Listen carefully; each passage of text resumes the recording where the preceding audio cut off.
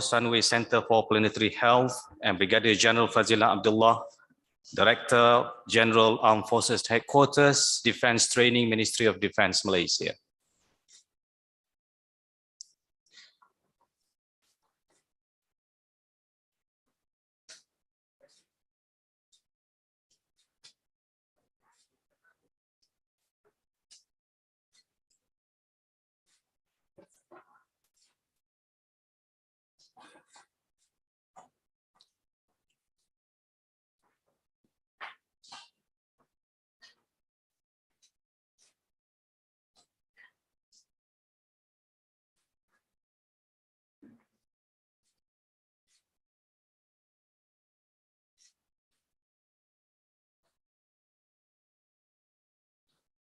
Ladies and gentlemen, let us rise for National Anthem Negaraku, followed by the IIUM song. Please welcome.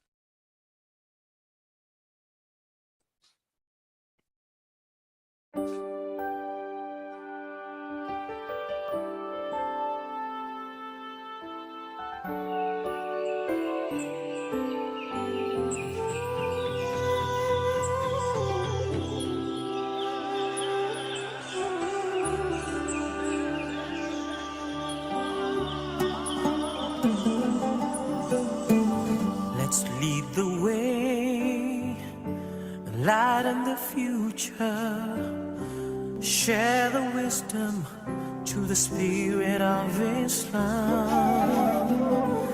Revelation and reason shall excel, shall prevail.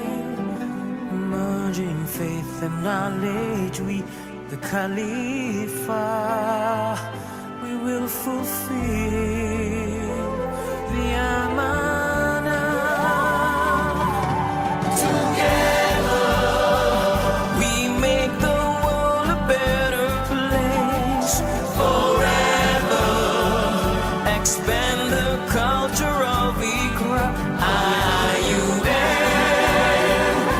is to realize the meaning of Ramadan bil Alamin.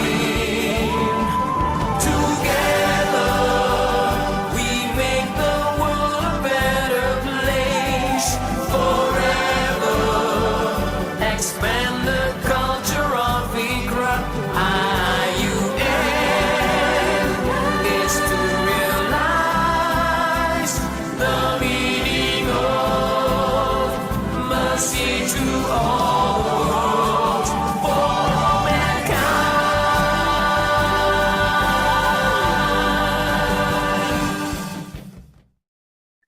You may be seated.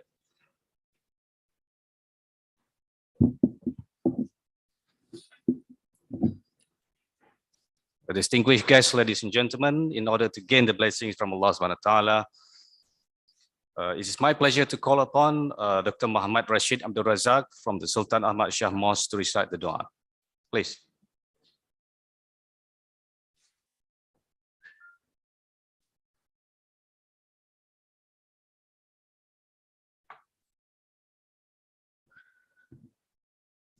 الفاتحة. أعوذ بالله من الشيطان الرجيم. بسم الله الرحمن الرحيم.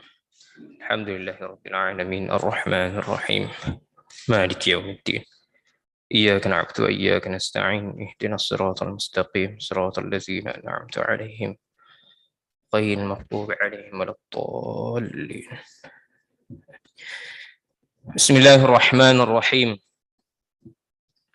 الحمد لله رب العالمين والصلاة والسلام على أشرف الأنبياء والمرسلين وعلى آله وصحبه ومن اتبعهم بإحسان إلى يوم الدين. اللهم إنا نسألك العافية من كل بلية ونسألك تمام الغنى عن الناس. اللهم حبب إلينا الإيمان وزينه في قلوبنا وكره إلينا الكفر والفسوق والعصيان واجعلنا من الراشدين. اللهم إنا نسألك حبك وحب من يحبك وحب عمل يقربنا إلى حبك. Almighty Allah, Lord of mercy and beneficent, bless this international forum on women, peace and sustainable security with your pleasure and mercy. O Allah, Lord of bounties and infinite, shower upon us your divine guidance, that our work and deeds be done in completeness and excellence. Assist us, O Allah, in fulfilling our obligation and seeking your pleasure. O Allah, bless our gathering here today and make us disperse in peace and in protection from sin. Allahumma ja'al jam'ana hadha jam'an marhuma wa tafarruqana min ba'dihi tafarruqan ma'suma wa la taj'al fina shaqiyyan wa la marhuma. اللهم تقبل منا وأحسن عاقبتنا في الأمور كلها إنك نعم المولى ونعم الوكيل.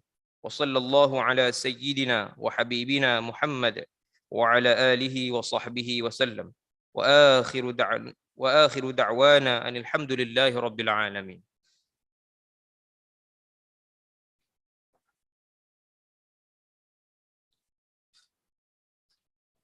His Excellency Pascal H. Gregoire, the Ambassador of Kingdom of Belgium to Malaysia, Honorable Professor Emeritus Tan Sri Datuk Zulkifli bin Abdul Razak, Rector International Islamic University Malaysia, Professor Tan Sri Dr. Jamila Mahmud, Executive Director, Sunway Center for Planetary Health, Brigadier General Fazila Abdullah, Director General Armed Forces, Headquarters Defence Training, Ministry of Defence Malaysia, His Excellencies, University Management Committee members, distinguished panelists, moderators, Professor Abdul Aziz Baraghuth, Dean's International Institute of Islamic Thought and Civilization, distinguished participants, including participants who follows the events via YouTube and Zoom. Ladies and gentlemen, Assalamu alaikum and very good morning. It is a great pleasure for me to welcome all of you, especially His Excellencies, Pascal, and all invited guests and participants to the International Forum on Women, Peace, and Sustainable Security, Lessons Learned from the Field, held at the International Institute of Islamic Thought and Civilization on the 30th of June, 2022 today. And for your information, ladies and gentlemen, ISTAG is the postgraduate center dedicated to engage in advanced studies and research about Islamic thought and civilization at the national and global level, with the goal to nurture comparative, cultural, and civilizational studies that is dedicated to the renewal of Islam and human civilization. And the forum today is the result of the strategic collaboration between the Embassy of the Kingdom of Belgium with ISTAG IUM to promote the Women, Peace, and Security agenda, which of course, in line with the ISTAG core niche area on gender equity, peace, and security studies. So ladies and gentlemen, to start off our event today, it is my pleasure to call upon Professor Abdul Aziz Baraghuth, Dean, International Institute of Islamic Thought and Civilization, to deliver his welcoming remarks. Please welcome, sir.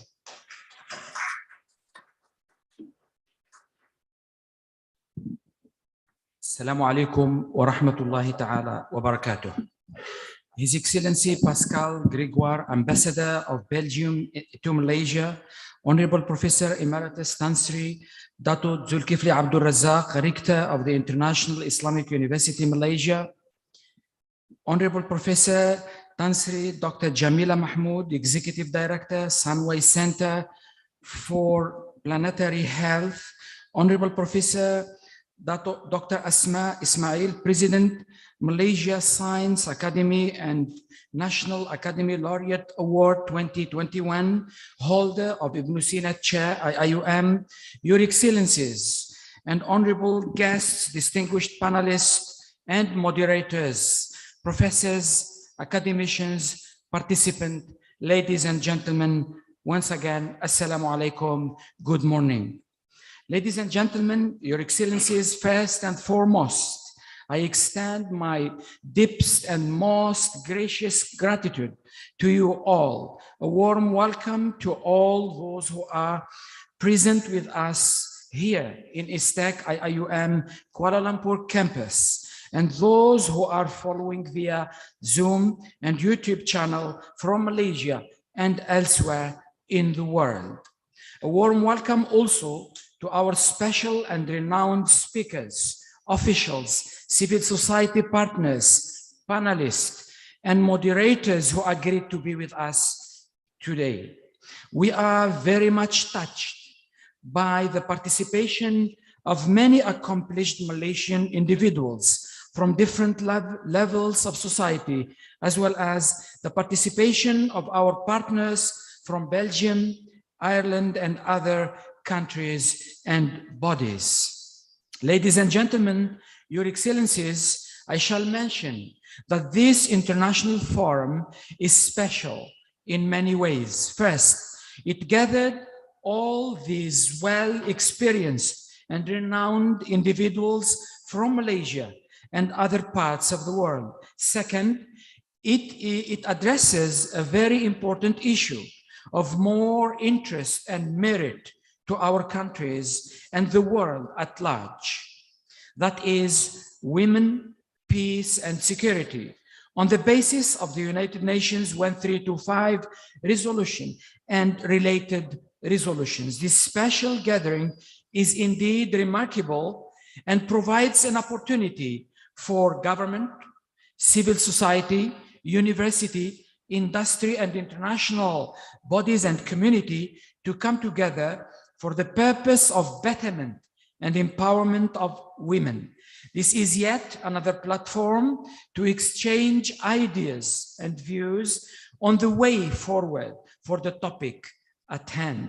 This international forum, again, on women, peace, and sustainable security, lessons learned from the field with reference to the United Nations resolution, is a response to the demands of what's happening today in our world. The purpose of this international forum, among others, is to bring together the relevant stakeholders from Malaysia, Belgium, and other countries to deliberate and oversee the implementation of necessary plans and strategies leading to enhancing the well-being of women, striving in the areas of peace and security in our region and worldwide. This important forum is the result of collaboration between the Embassy of the Kingdom of Belgium and the International Institute of Islamic Thought and Civilization, International Islamic University, Malaysia. Of particular interest, this international forum discusses issues and challenges of women, peace, and security within a bigger framework of societal sustainable development, which was adopted by our university in the last 3 years. And our aim is for the betterment and transformation of our societies as a whole. Our vision for this international forum is to continue and result in responsible research in the area, meaningful events and activities, capacity building trainings, and advancing the cause of women leadership and well-being development from a well-integrated approach. Thanks are due to Professor Emeritus Tan Sri Dato' Zulkifli Abdul Razak, Rector of IIUM, for his continuous support and wisdom. His Excellency Pascal Grégoire, Ambassador of the Kingdom of Belgium to Malaysia, for his vision and willingness to advance the cause of women, peace, and security. Gratitude also goes to all the guest speakers, panelists, moderators, participants from government and non-government organizations, academia, industry, civil society at large. We acknowledge the presence of participants from MOFA, United Nations Office in Kuala Lumpur here, MAPIM, uniform bodies from IIUM, diplomatic corps, NGOs, and other participants from Malaysia and overseas. With this, I thank you all. May God bless you. Wassalamu alaikum wa rahmatullahi ta'ala wa barakatuh. Thank you very much, Prof. Distinguished guests, ladies and gentlemen, with great honor and privilege, I would like to invite His Excellency Pascal Grégoire, Ambassador of Kingdom of Belgium to Malaysia, to deliver his welcoming remarks.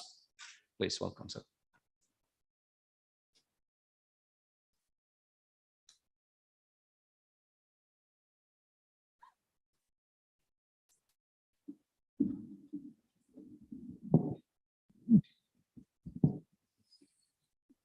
Honorable Professor Emeritus, Tan Sri Dato' Zulkifli Abdul Razak, Rector of IIUM, Honorable Tan Sri Dr. Jamila Mahmood, Executive Director, Sunway Center for Planetary Health, Honorable Professor Emerita Dato' Dr. Hasma Ismail, Order of Ibn Sina Chair, IIUM, Excellencies, colleagues, honorable guests, distinguished panelists, and moderators. Professor Dr. Berkout Abdelaziz, Dean of the ISTAC, professors, academicians, participants, ladies and gentlemen, a warm welcome and a very good morning to you physically present with us or online. The Women, Peace and Security Agenda was launched on 31st October 2000, almost 22 years ago, with the adoption of United Nations Security Council Resolution 1325, and now includes 9 additional resolutions. And still, the world is facing the highest number of violent conflicts since 1945. The coup in Myanmar, a Taliban takeover in Afghanistan, and Russia's invasion of Ukraine, all occurring in the last 18 months, have each underscored that women bear again and again a disproportionate burden in conflict. Together, these events should comprise a wake-up call again for all respective governments and civil society to prioritize the women, peace and security agenda. War, armed conflicts and crises often affect women and men differently. Conversely, women and men do not always participate in the same way in conflicts, their prevention and resolution. While men are more often directly involved in armed conflict, women often feel the impact of armed conflicts both indirectly due to difficult and unsafe conditions caused by war and directly as civilian casualties. In addition, women often are affected by the effect of conflict much longer than men. After all, they are hardly women, if at all, involved in peace talks and the preparation for reconstruction. As a result, their specific needs are not duly and fairly heard or taken into account. Moreover, the consequences of sexual violence during conflict situations, like loss of honor and exclusion from the community, pregnancy, health problem, and so on, do not end with the conflict itself. When the conflict itself ends, sexual violence often continues or even intensifies after the conflict. This is the sad reality. Excellencies, ladies and gentlemen, dear friends, unanimously adopted by United Nations Security Council in 2000, with the passing of Resolution 1325, the Women, Peace and Security Agenda aimed to protect women from sexual violence, increase their participation in peace processes, and strengthen conflict prevention capabilities. Supporting the Women, Peace and Security Agenda for the development of sustainable peace requires the backing of all countries and all stakeholders. We must address the root causes of conflict, protect vulnerable communities, strengthen social cohesion, and invest in peace building. But today, dear friends, we don't need more UN resolutions. What we need is efficient and sustainable implementation on the ground, and to learn the numerous lessons from the field. And this is why we are here today. We need it for more inclusive peace and security, and to address the root causes and drivers of conflict, violence, and yes, inequalities. The ongoing global health crisis, along with increased cases of violence worldwide, targeted against women, talking about domestic violence, for instance, make it more relevant than ever to protect women's rights and ensure that men and women are equally represented and heard in all matters related to the response and recovery from the pandemic. Without equal representation, our policies and our action will continue to be ineffective and, yes, will continue to be useless. It has become ever more urgent to strengthen our commitment to the Resolution 1325. The most effective way to do this is by working together at multilateral level and responding collectively to the current global challenges. Excellencies, dear friends, ladies and gentlemen, the Women, Peace and Security Agenda is a priority for Belgium. On 25th February this year, Belgium adopted a fourth Women, Peace and Security National Action Plan 2022-2026 for the implementation of UN Security Council Resolution 1325. The drafting of this National Action Plan was coordinated by the Institute for Gender Equality, the Ministry of Foreign Affairs, Foreign Trade and Development Cooperation, and developed in cooperation with the Ministries of Defense, Interior, Home Affairs, and of Justice, as well as in close consultation with the civil society. Meaning here, ladies and gentlemen, that the broader and the more transversal the consensus and the consultation, the better.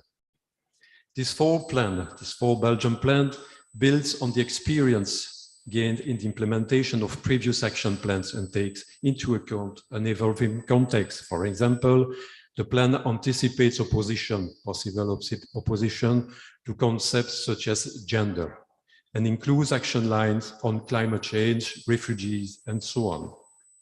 As with the previous action plan, this new Belgian action plan consists of 6 priority objectives. First, strengthening the international normative framework. Second, gender mainstreaming. Third, the protection of women against all forms of violence. Fourth, the participation of women in peace processes. And 6, peace building process, support for women, peace and security agenda, and follow-up and monitoring. Excellencies, ladies and gentlemen, dear friends, this forum is the fruit of a successful and strategic partnership between the Embassy of the Kingdom of Belgium in Malaysia and the International Institute of Islamic Thought and Civilization, IIUM ISTAC. I'm convinced that this kind of collaboration will continue and gain more strength for the future, and will also be definitely extended to all the European Union countries, partners, and delegation in Malaysia. To conclude, let me add how much I'm truly overwhelmed with the positive response we receive from all speakers, panelists, experts, academicians, researchers, and partners from both the governmental and non-governmental sectors. Our deepest gratitude and, yes, respect also goes to the Rector of the International International Islamic Institute for Thought and Civilization, Professor Dr. Berkhout, and to their tireless and extremely professional collaborators. Without them, we would not be here in such auspicious environment and conditions. Thank you so very much for helping us to make it happen, and I wish you a fruitful session. Thank you very much. Terima kasih.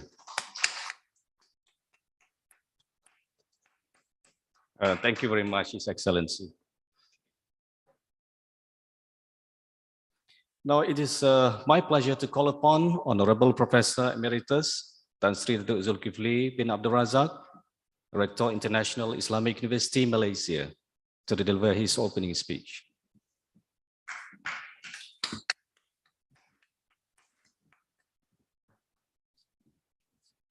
Terima kasih. Bismillahirrahmanirrahim. Alhamdulillahirabbil alamin. Wassalatu wassalamu syafil anbiya mursalin sayyidina Muhammadin wa ala alihi wa sahbihi ajma'in. La haula wala quwwata illa billah. Assalamualaikum warahmatullahi taala wabarakatuh. Greeting of peace. Salam sejahtera and a very good morning.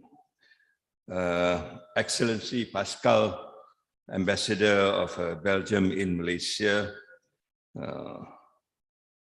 Honorable Professor Tan Sri Dr. Jamila Mahmood, who is the keynote speaker today, Honorable Ms. Karima Al-Khoury, United Nations Resident Coordinator, my colleague Professor Asma, Professor Aziz, Excellencies, ladies and gentlemen, brothers and sisters. Let me first of all thank Allah subhanahu wa ta'ala for giving me this opportunity to meet in this very auspicious building. If you are wondering what this building is all about, it is symbolic of a civilization that was once celebrated around the world. If you see this almost like a chapel, it comes out from the Spanish sort of 10th century civilization, where two civilizations meet and bring up another way of civilization around the world today. This institute is an institute that talks about things which matters at the global level, at the level of humanitarianism, at the level of how we actually can live together as human beings.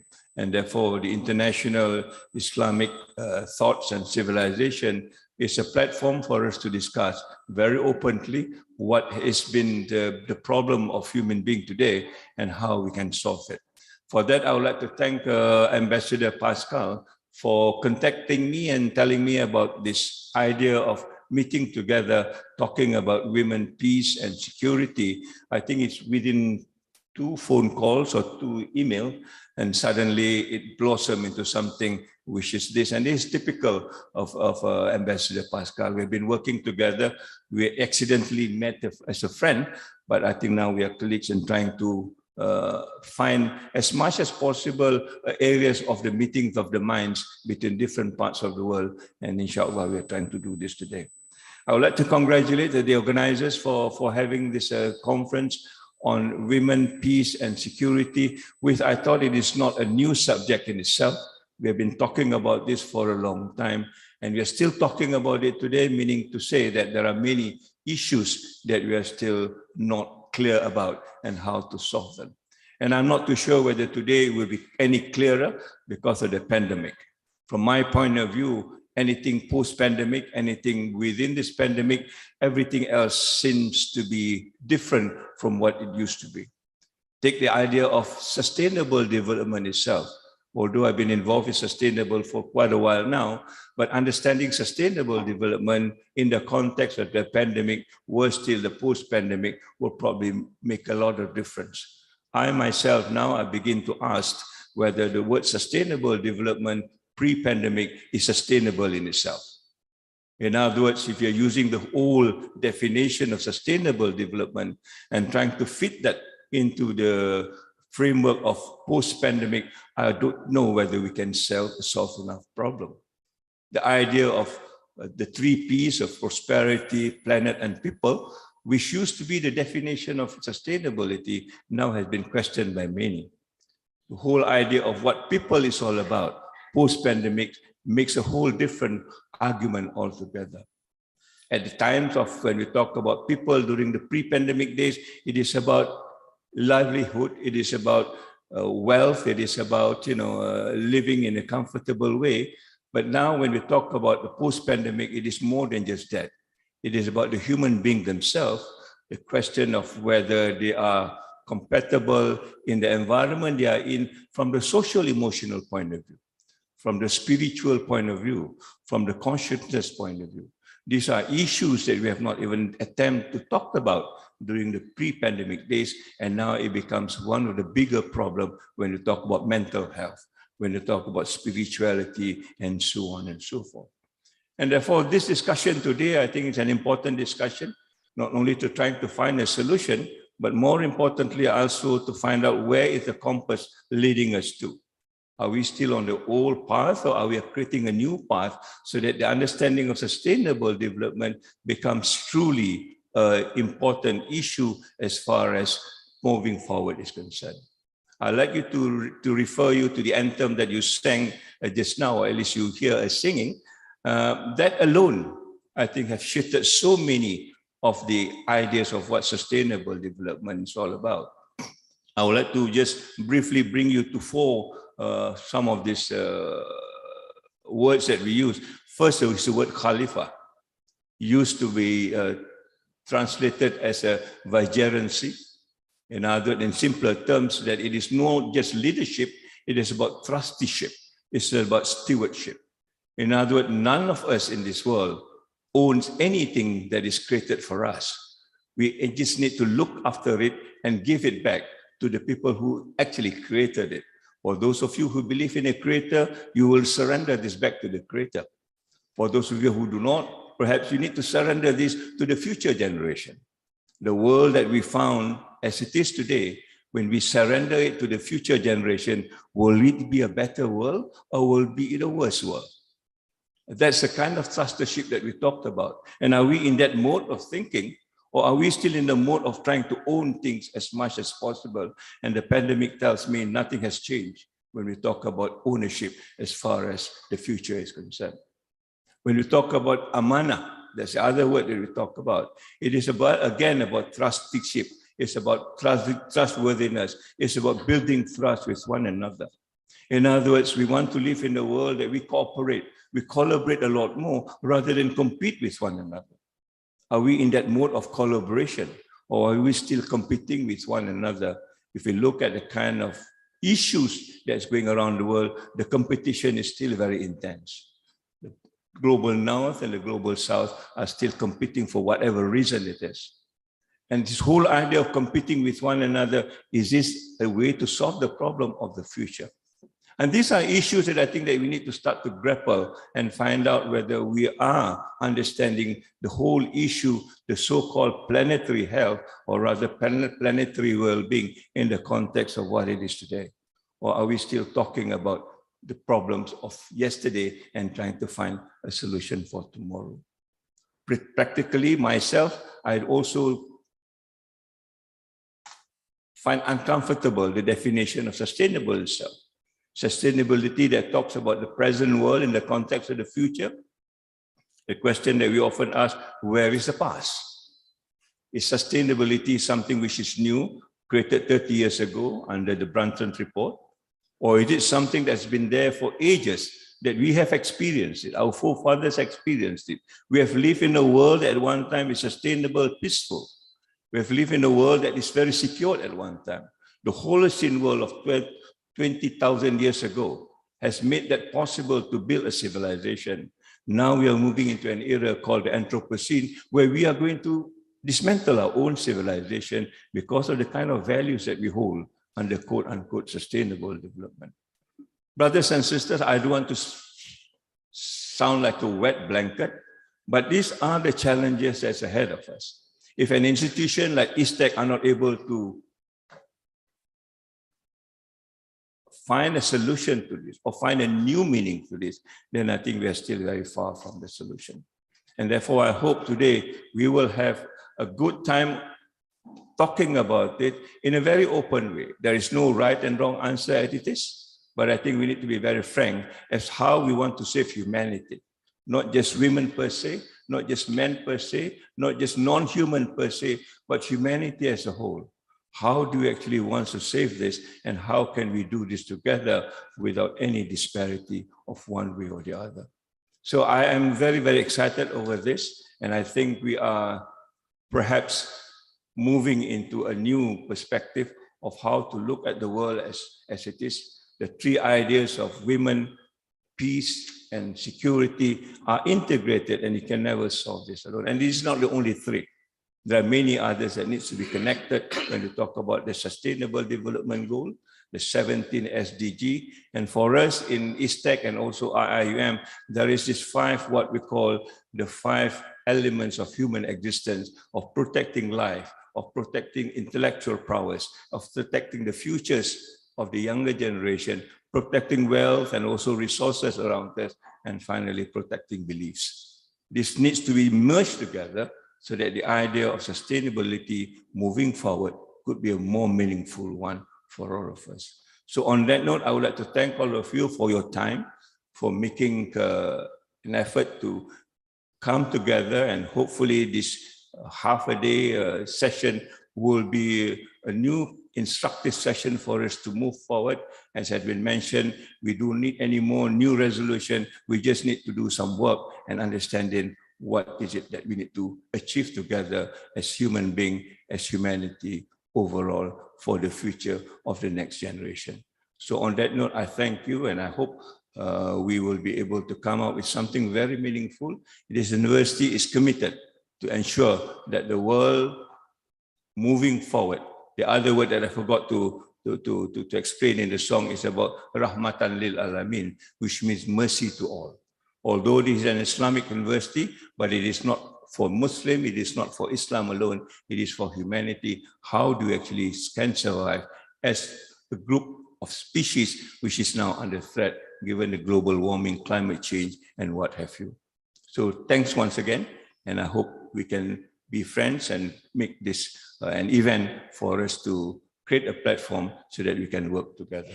So wabillahi taufiq wa hidayah. Assalamualaikum warahmatullahi ta'ala wabarakatuh, and thank you very much. Thank you very much, Prof, for your inspiring remarks. Ladies and gentlemen, our event this morning continues with the keynote address by Professor Tan Sri Dr. Jamilah Mahmood, Executive Director, Sunway Center for Planetary Health. Please welcome.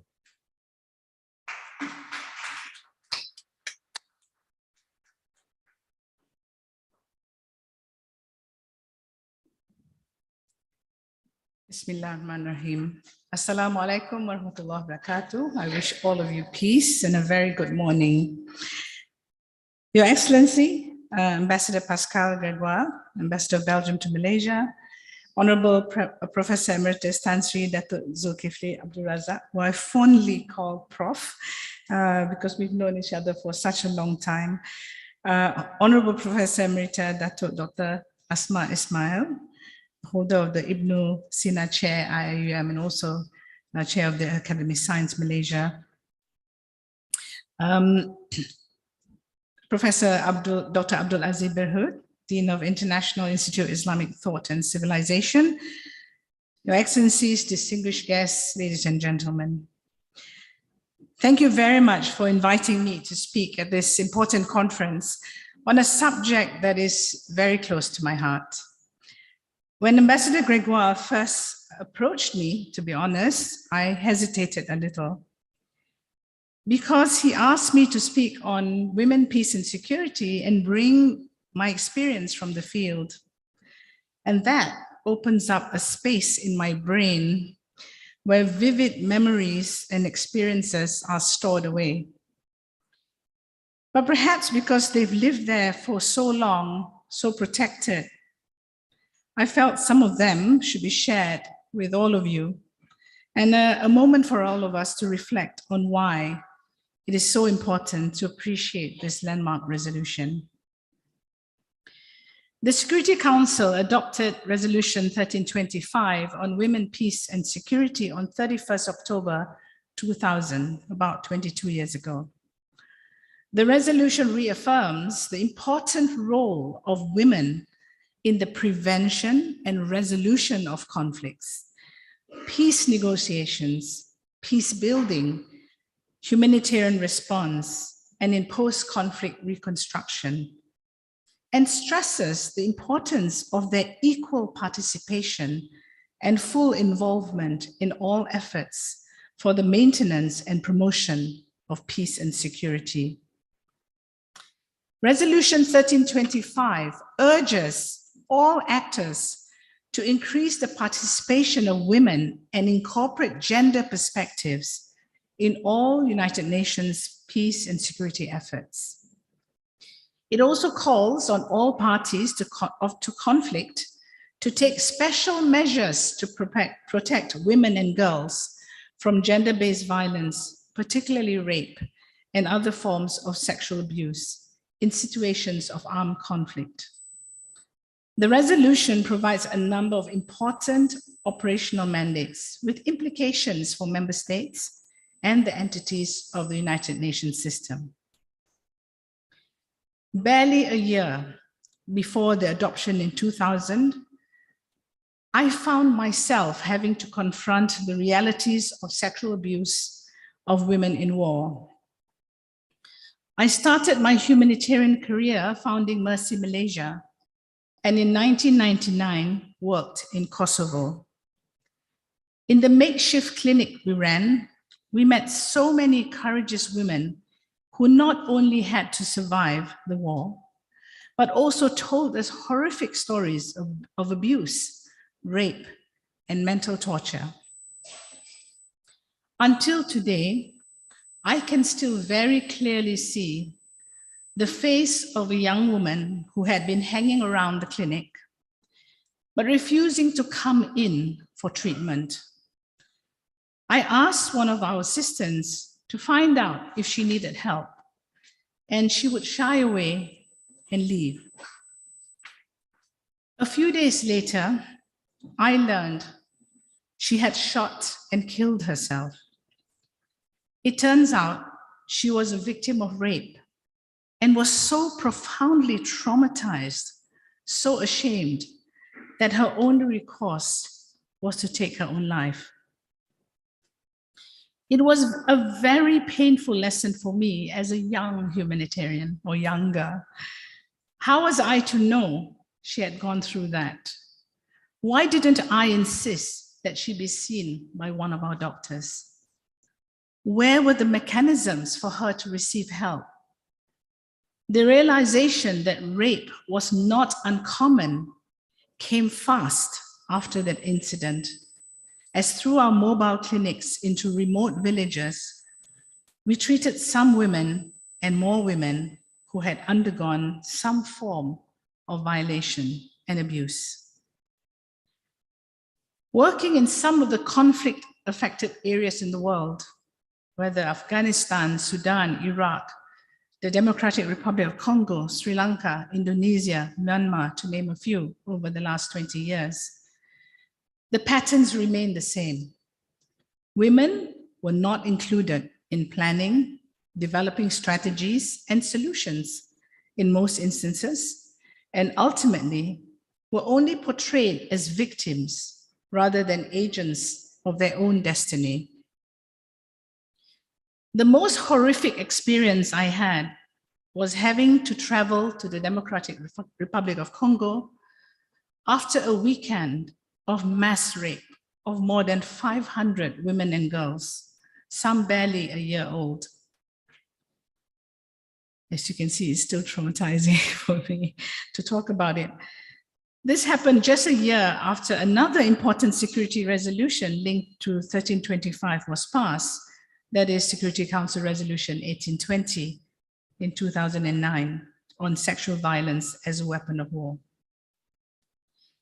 Yet, when we sat down with these women, with other parts of the United Nations as well, to seek justice, women wanted reparation. They wanted peace. The people who raped them were partners and husbands to their neighbors and women they knew. All they asked for was for health treatment and for schools and community and livelihood centers to be built. Life had to go on, they said. I was honestly stunned by their courage. How could a mother, wife, daughter, who had gone through so much suffering, be so courageous and forgiving?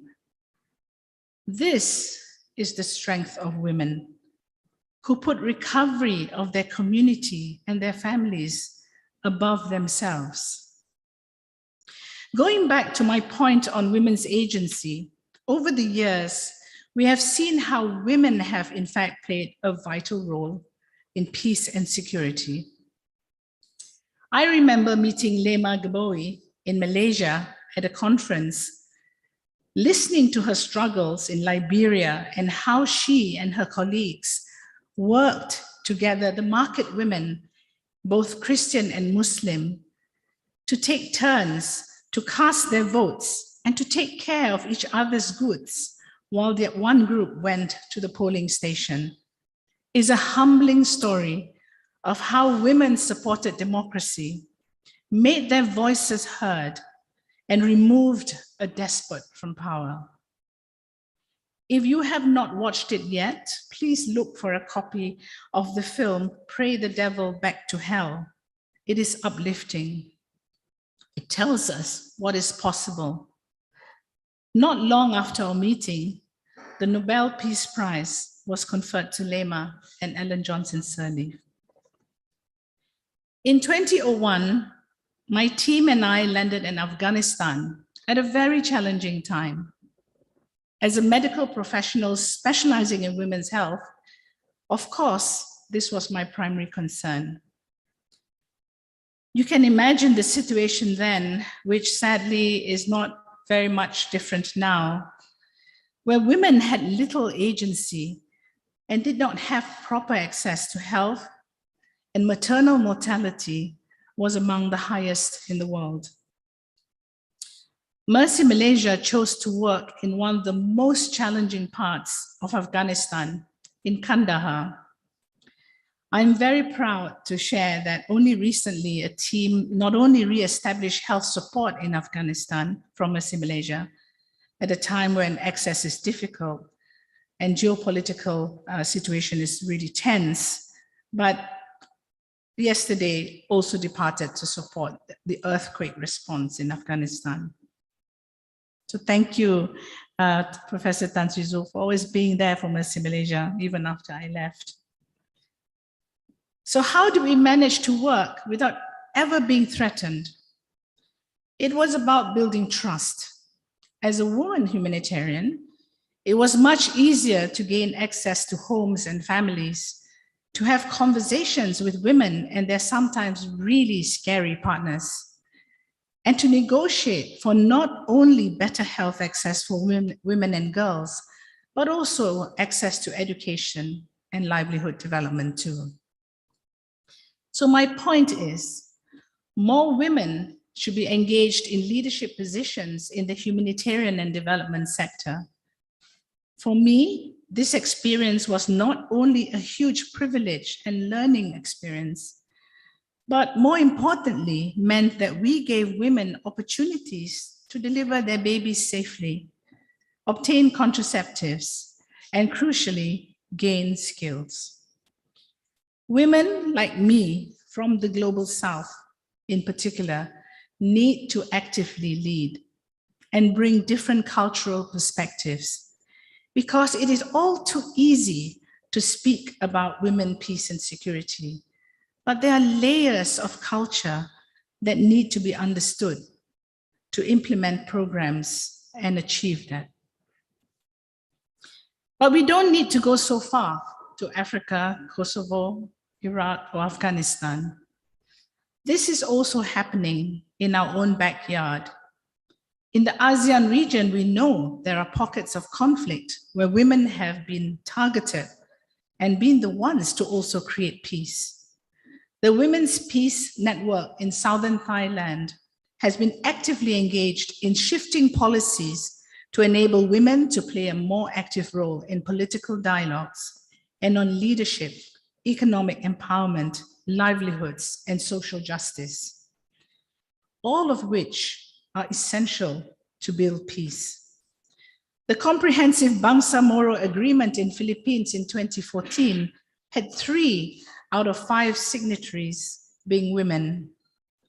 More recently in Myanmar, women negotiators have been facilitating talks, and under Indonesia's presidency, the Security Council adopted the first dedicated resolution on women and peacekeeping, led of course by a female Indonesian foreign minister. But there are other non-traditional forms of security, including health security, as we have and still are experiencing with COVID-19, where it's hard to predict how things might end. In 2020, an ASEAN Regional Women, Peace and Security study highlighted the need for gender-responsive policies to address women's political leadership and the need for inclusive decision-making to ensure effective and comprehensive responses to the health, social, and economic impacts of the COVID-19 global pandemic. Yet this study found a reduced focus on women, peace, and security in ASEAN states during the pandemic. This is despite raised awareness of the impact of COVID-19 restrictions on increased economic vulnerability and physical insecurity, especially gender-based violence, affecting women, migrant workers, and their families. These impacts demand more gender-responsive policing and security, as well as targeted support to frontline responders, including civil society organizations, providing essential services to victims of violence and vulnerable communities. COVID-19 was awful, and I was smack in the middle of its management. And I will tell you how painful it is to hear that in the first 6 months of the pandemic, or the height of the pandemic, there were more women who committed suicide than men. This has never happened before. The mental health pressures are immense during the pandemic and in the aftermath. We are not seeing the end of it yet. Professor Tan Sri Zulkifli, your words in your speech really was music to my ears, because it really is not just about a set of documents or goals. It's important. So I would be remiss not to mention the disregard for planetary health as an existential threat to peace and security. The state of the planet, its health, or perhaps more accurately, lack of, is an issue we are all responsible for. It is humanity and human behaviors that have driven and are driving the damage to our planet, and it has given rise to pandemics, the climate crisis, pollution, and other detrimental effects. We refer to our Earth as Mother Earth, and she has been raped, violated, abused, neglected. And as a result, we and future generations will pay the price. This is one woman we all need to protect, and indeed, it is young women standing up to call for action. The likes of young people like Greta Thunberg and many other like-minded women across the world. The late Nobel laureate Wangari Maathai of Kenya, and Pacific Islander women who I've met, who have said and stood up to say, enough is enough, when they know their islands, their homes, their history will no longer exist soon. This is a crying call for humanity and peace, as not only do we suffer pandemics as a consequence, but also disasters and conflict, all of which can be traced pretty directly back to the impact human behaviors and choices made on the state of our planet. Ladies and gentlemen, let's be clear. Women, peace and security is not a niche agenda for women. It is a gender equality and peace movement. that will, and I use that word with sincerity and conviction, and I repeat, that will mainstream gender perspectives on the different impact of security policies and crises on women and men in order to better enable governments and people to prevent, prepare for, and/or respond to them. 22 years post-resolution, I stand here with mixed feelings. As a Malaysian and native from the ASEAN region, we have not come far enough in attaining gender equality or equity. We have not achieved our targets of women in politics, in senior leadership roles in government, academia, nor private sector. Would you believe that I'm the only woman on the board of a public university? Despite my cries for more. And I have even been told by conference organizers when I confront them on panels or male-only panels that I should be grateful I was invited. But I am an incurable optimist most of the time, but more importantly, I'm a realist. And the realization is we still, as women, need to work very, very hard, often to fight and be, pardon the language, bloody difficult. This is what I've been called anyway, to be included and to lead. We have the skills and inherent nature to be community and peace builders and need to assert ourselves so that we can use them. We cannot do this alone. And I would like to emphasize that everyone, men and women, political, social, and economic leaders need to act now. Women's priorities remain central to peace and security decisions at all levels, both locally and internationally. Armed Forces Headquarters Defense Training Director General, Brigadier General Fazila Abdullah, sitting right in front of me, emphasized, they're a big fan of her work, that it's critical to continuously work and never tire for the above purpose. And I quote you, to overcome this issue, we must address the social, cultural, political obstacles and protection risks that restrict women's full involvement in reaching and sustaining peace. I do hope this conference manages to rise to the challenge. We need frank discourse, understanding, collaboration, and most importantly, action. Women are more than half of the world's population. They are the fabric of societies and weave family bonds tightly. Given the right opportunities and support, women will create sustainable peace and security, inshallah. Thank you very much.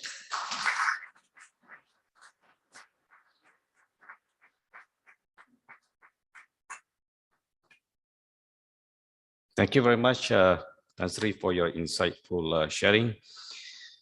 And for your information, ladies and gentlemen, the International Forum today will be continued after tea break with a 3-panel session discussing various aspects of women, peace, and security agenda by the high caliber speakers and moderators who will share their experience from the perspective of policymakers and the practitioners in the field. So let us stay tuned to follow the discussion soon. But before we go for the tea break, I would like to remind you about the precaution for the COVID-19. We are now moving towards the endemic, but we still need to practice a safe distance and wearing masks on the crowd and cleaning hands and so on.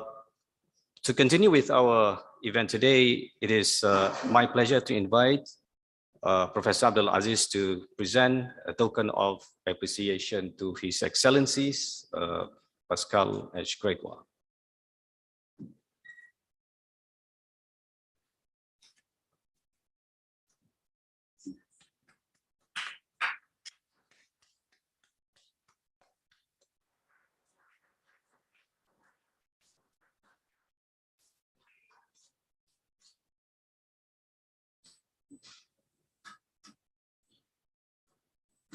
Okay, Tan Sri Dr. Jamilah Mahmud,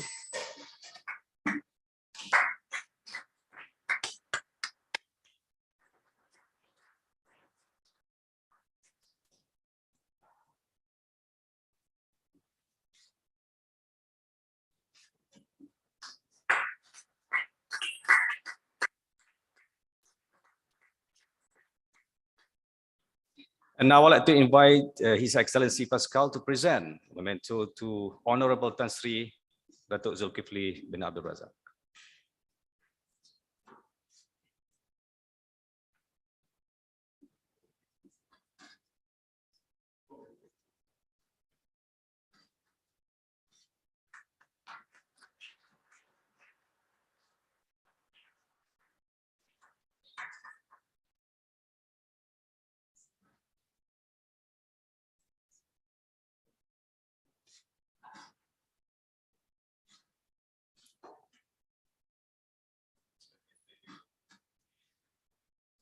Yes, thank you very much.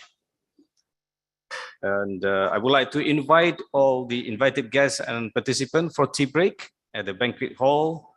And we shall start the panel session soon. And please return to the hall about 10:30 plus. Thank you.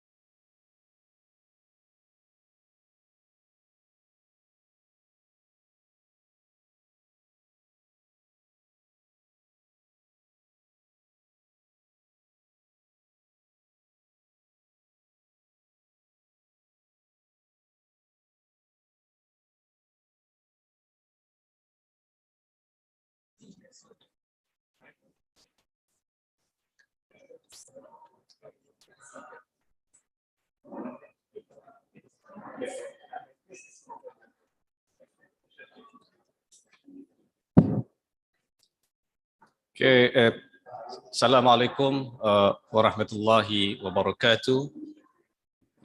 Ladies and gentlemen, welcome back to the hall.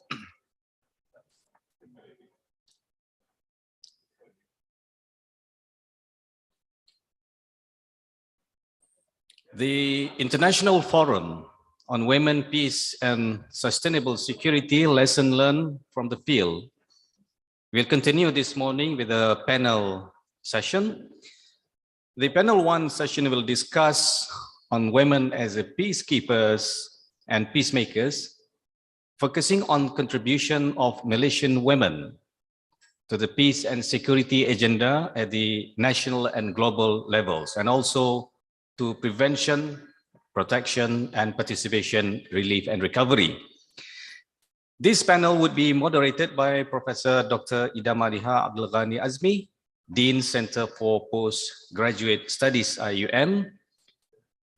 Dr. Ida served as the Professor of Law at the Civil Law Department, IUM, and she has a short stint as a member of Board of Malaysian Intellectual Property Office, MyIPO, from 2004-2008.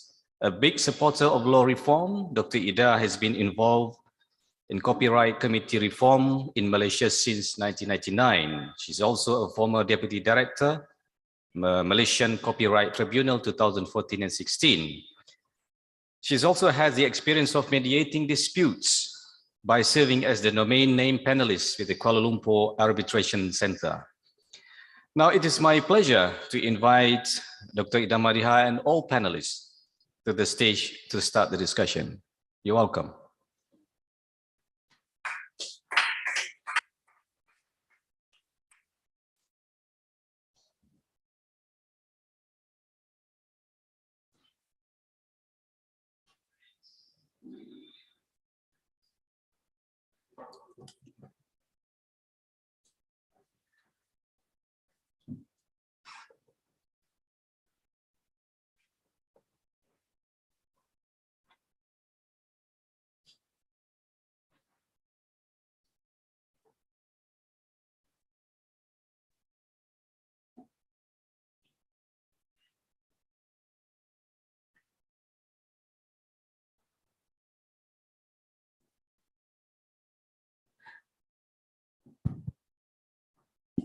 Assalamualaikum warahmatullahi wabarakatuh. Alhamdulillahirabbil alamin wassalatu wassalamu ala asyrafil anbiya wa mursalin wa ala alihi wa sahbihi ajma'in. Alhamdulillah, thumma alhamdulillah, thumma alhamdulillah. That is how much thankful I am to be here today to support the mission and the vision on women and peace and security in this nation. We are here to discuss a very important and serious agenda. And I would have thought most of you in this audience today would know that as far as Malaysian women are concerned, we have a lot to catch up when it comes to being involved in the mission and supporting the UN resolution. I am also honored and humbled to be listening to Tan Sri Dr. Jamila keynote this morning, because she delivered 3 of my babies, and I know her for quite some time.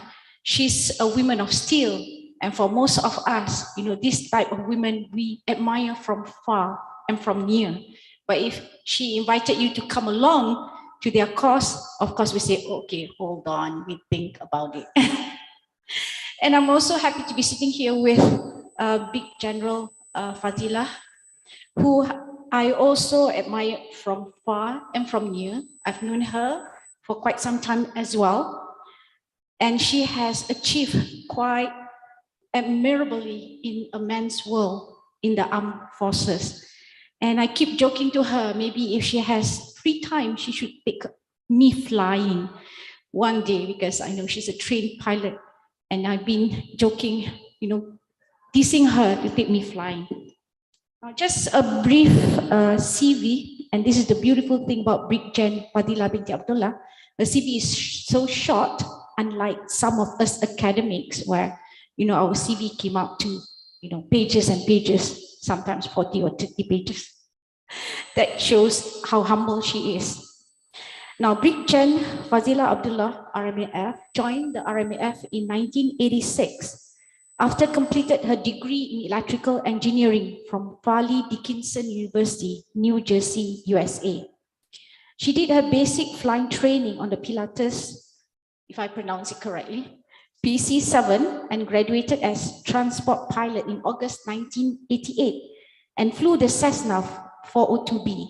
In the event of the Gulf War in early 1990s, with her academic background and flying experiences, she was selected to be among the pioneer in electronic warfare stream in RMAF. Later, she served in plans and procurement department for 10 years. Brigjen Fazila has a master's degree in project management from the New South Wales University, Australia, and a diploma in strategy and defense studies from University Malaysia. Throughout her flying career, she has flown the CN235, 200M, and the Beechcraft 350I, none of which I know what aircraft is that. Prior to her present post as Director General of Defense Training in the Malaysian Armed Forces HQ, Brigjen Fazila attended the National Strategic Program at the Canadian Forces College in Toronto for a year. She is currently the champion for WPS in Malaysian Armed Forces. I now welcome Brigjen Fazila to give her thoughts on this morning's panel that looks into the contributions of women to peace and security agenda at the national and global levels, and also to prevention, protection, participation, and relief and recovery. And with that, I invite Brigjen to start her speech. Thank you very much.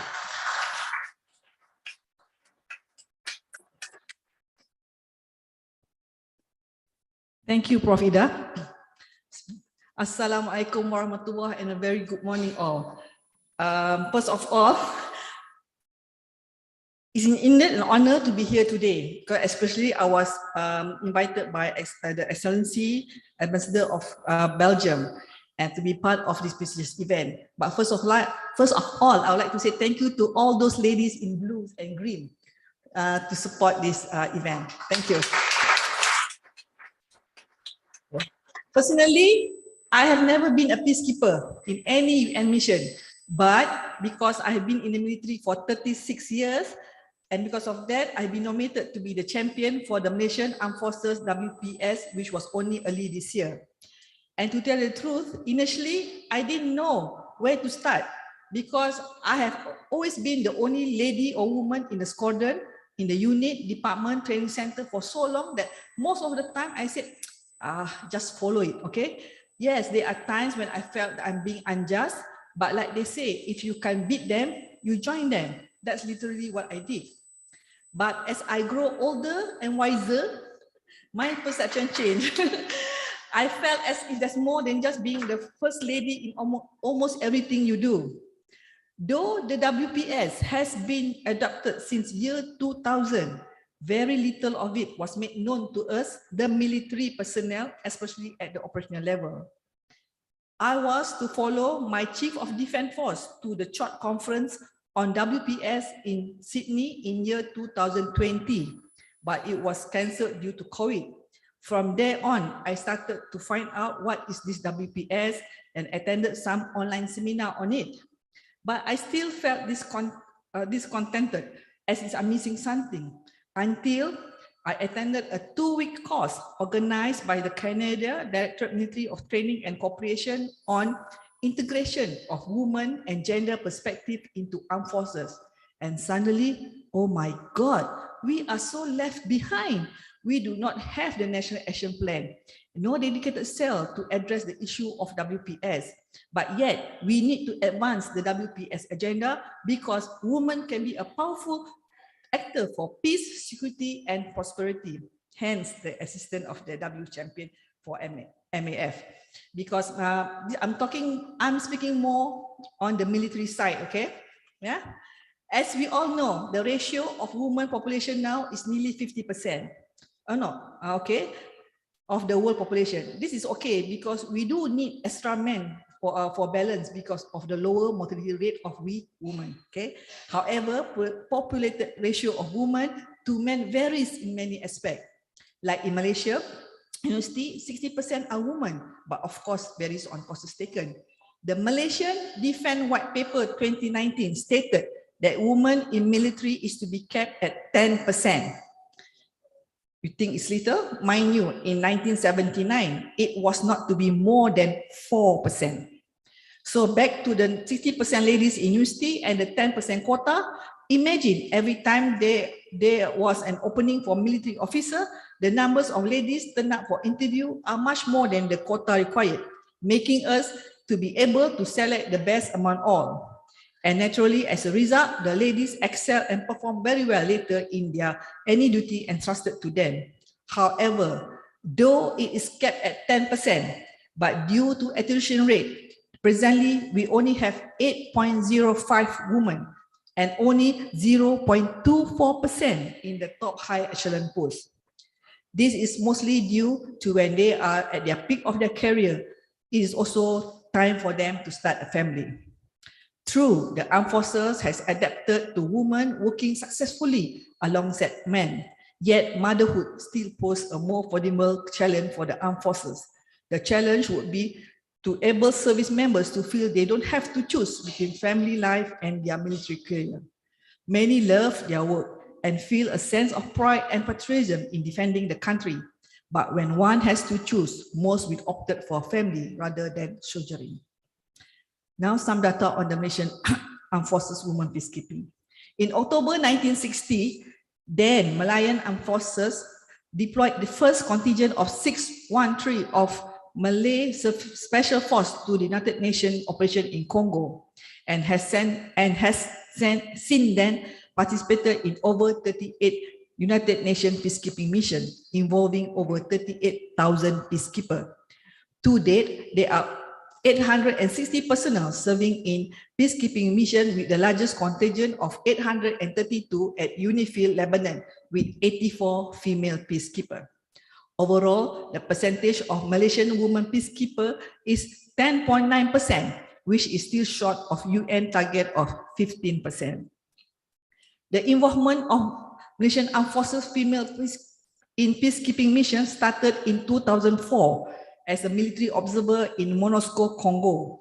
The involvement of female peacekeeping mission gradually increased through Malaysian Armed Forces involvement in the UNIFIL Lebanon mission since 2007, as well as military observer and staff officers in other UN missions. In 2008, Lieutenant Colonel Norma Samsuri, a female dentist, led the medical team to MINUSO, Western Sahara. She remains the only female to ever lead a team. Presently, there is Lieutenant Colonel Kamisa, part of the top 6 in the UNIFIL Lebanon, where she oversees all the HR aspect of the contingent. In total, we have sent 581 women peacekeepers. However, they are peacekeepers, not peacemakers. They have only been involved in a post-conflict area, never been to pre-conflict or active war zone area, and they are not involved in any peace negotiation. The Ministry of Defence Malaysia is committed in supporting the involvement of female in UN peacekeeping mission and plans to continue to increase female military personnel deployment in future UN mission in line with the UN requirement. To achieve this, the Malaysian Armed Forces has conducted a study, a way forward for women involvement in UN peacekeeping mission. The study recommends that the number of female military personnel and their mission duration to be increased. The recommendation is being implemented into the Malbat 850-9 in UNIFIL, Lebanon now. Women are an integral component in the defense area, despite the common stereotype that it is a man's world. The idea of women not suitable for combat is gradually changing. As UNCR 1325 affirmed, International peace and security can only be achieved when men and women are equal partners in prevention and management of conflict and the forging of sustainable peace. Not only is women an equal stakeholder in this matter, they also bring unique experience and perspective that are valuable to often male-dominated decision-making decisions. Nonetheless, effort to improve diversity and gender balance in military service is no easy road for any military forces. It takes time to build skill and experience, as well as to effect change and mainstreaming the understanding of gender empowerment within military culture and organization. Women leaders are needed to sustain peace and development. And who could be better at this than women who are natural neutral, who are better disposed to find solutions through dialogue, who are sensitive to human needs and rights, local environment and culture, and into intergenerational perspective. Because we women are blessed for being flexible and easy to adapt to any new situation. Agree? Okay. Women contribution to peacekeeping and peace building has often been undermined and underutilized. Therefore, education and training are important. Empowerment of women is possible through education. Therefore, there is a need to underline the importance of empowerment of women. Therefore, National Action Plan is required because it is the national level strategy document that outlines a government and course of action for localizing action on women and peace agenda. Policy makers must do more than acknowledge that women's contribution matters. Moving from talk to commitment, commitment to action, and action to impact. Effective policy backed up by high-level government officials is essential, plus the commitment from both civil society and the security agency for a high-impact plan. Through the Malaysian Peacekeeping Center in Port Dickson, efforts are made to continually update peacekeeping training program in meeting new challenges, including to equip women peacekeepers with necessary skill, tool, and equipment at the operational and strategic level. The center also collaborates with UN Women, US Global Peace Operational Initiative, that's GPOI, and Canada Directorate of Military Training and Cooperation in conducting relevant courses for peacekeepers. We also continue to work closely with our fellow ASEAN members states via the ASEAN Peacekeeper Center work in this endeavor. In all that, we welcome contribution and opportunity for wider partnership to further strengthen the role of the Malaysian Peacekeeper Center. In conclusion, as once stated by the UN Secretary SecGen, through education, we teach children not to hate. Through education, we raise leaders who act wisdom and compassion. Through education, we establish a true culture of peace. Therefore, it is never and not a waste to invest in training and leadership qualities of women. Good leadership is learned. Great leadership is earned. Unlike men who are more self-oriented sources, women are more community focused. Therefore, her leadership style is unique and even more distinctive when combined with the dynamics of her personality and style. The training institution must exploit this quality in preparing the woman to be more prepared to be involved in supporting UN peace process.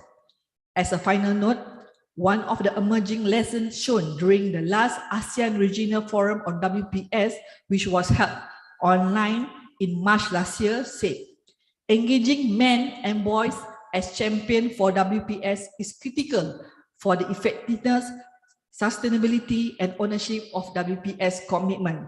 Therefore, it is my hope that when I retire in a couple of years, I could pass the champion baton to a male officer to ensure that the ownership and sustainability of the WPS intervention remain as one of the key focus in the Malaysian Armed Forces. God willing. Thank you.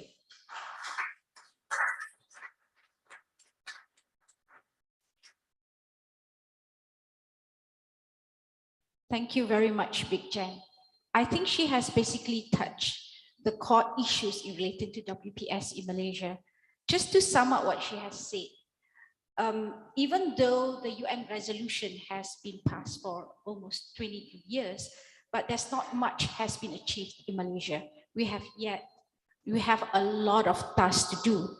Now, in terms of numbers as well, women in military at the moment is at what, 10%, less than 10%.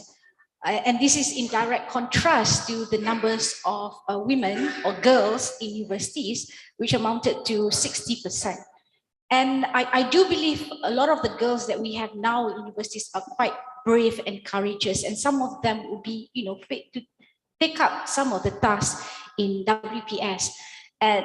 But of course, there are a lot of obstacles, and Tan Sri Dr. Jamila rightly quoted you as well in her speech, and her keynote speech this morning, where you mentioned a number of obstacles, right? Not only social, cultural, political, and another thing that you mentioned just now is motherhood.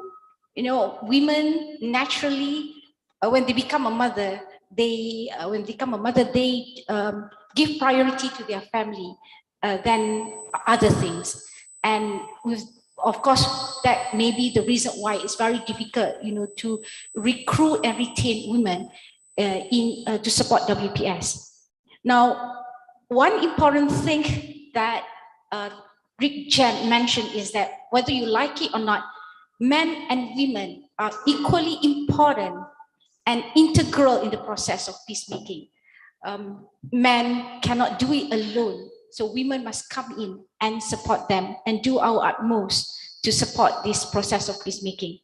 And the often quoted statement is that peace can only be achieved when men and women participate equally in peacekeepers and peacemakers.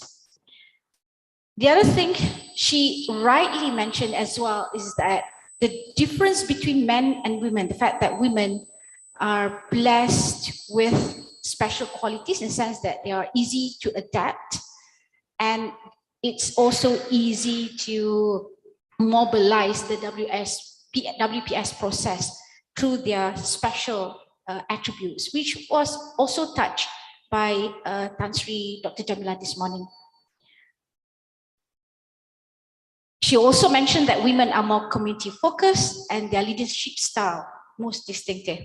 Now, I basically sort of sums up what Big Jen has touched in her short and brief, but meaningful presentation on WPS in Malaysia. I was hoping that that would be able to roll out more discourse, from the public. But in case the questions are rolling out slowly, just like us women participating in WPS is also slowly trickling in. All right, my first question to Big Jen, you mentioned women always have to face the first obstacle of being the first. You are among the first 3 women pilot in Malaysia. How does that feel? Would that enough to serve a model for others to follow suit? Or would it be just, a model for people to see? Just like I mentioned earlier, I admire you, but if you ask me to join in, I will think about it, right? Sometimes being the first may not necessarily the most important impetus to encourage others to come in. What do you think about that?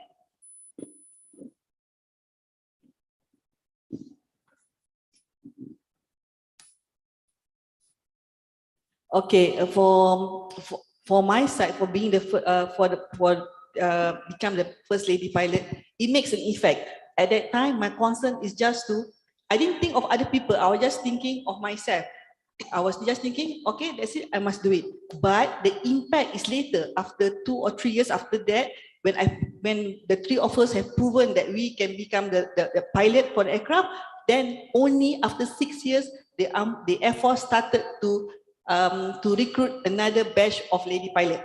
So I'm proud to say now we have almost 126 pilots in the Air Force. So I'm proud to say that I actually play a small part in encouraging the ladies to join and make it, so that at that time to show to the men, yes, she can do it, so that they have no reason to say, no, okay, girls cannot do. Because when I first joined, even in the newspaper, they come out in the article for the letters for editor, why women shouldn't become a pilot.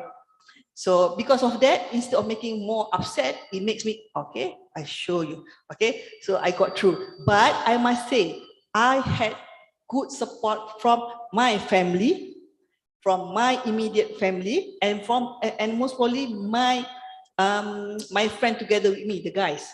The guys together with me, they support me. Of course, the senior, they think others, but the guys was always a main supporter for the three of us.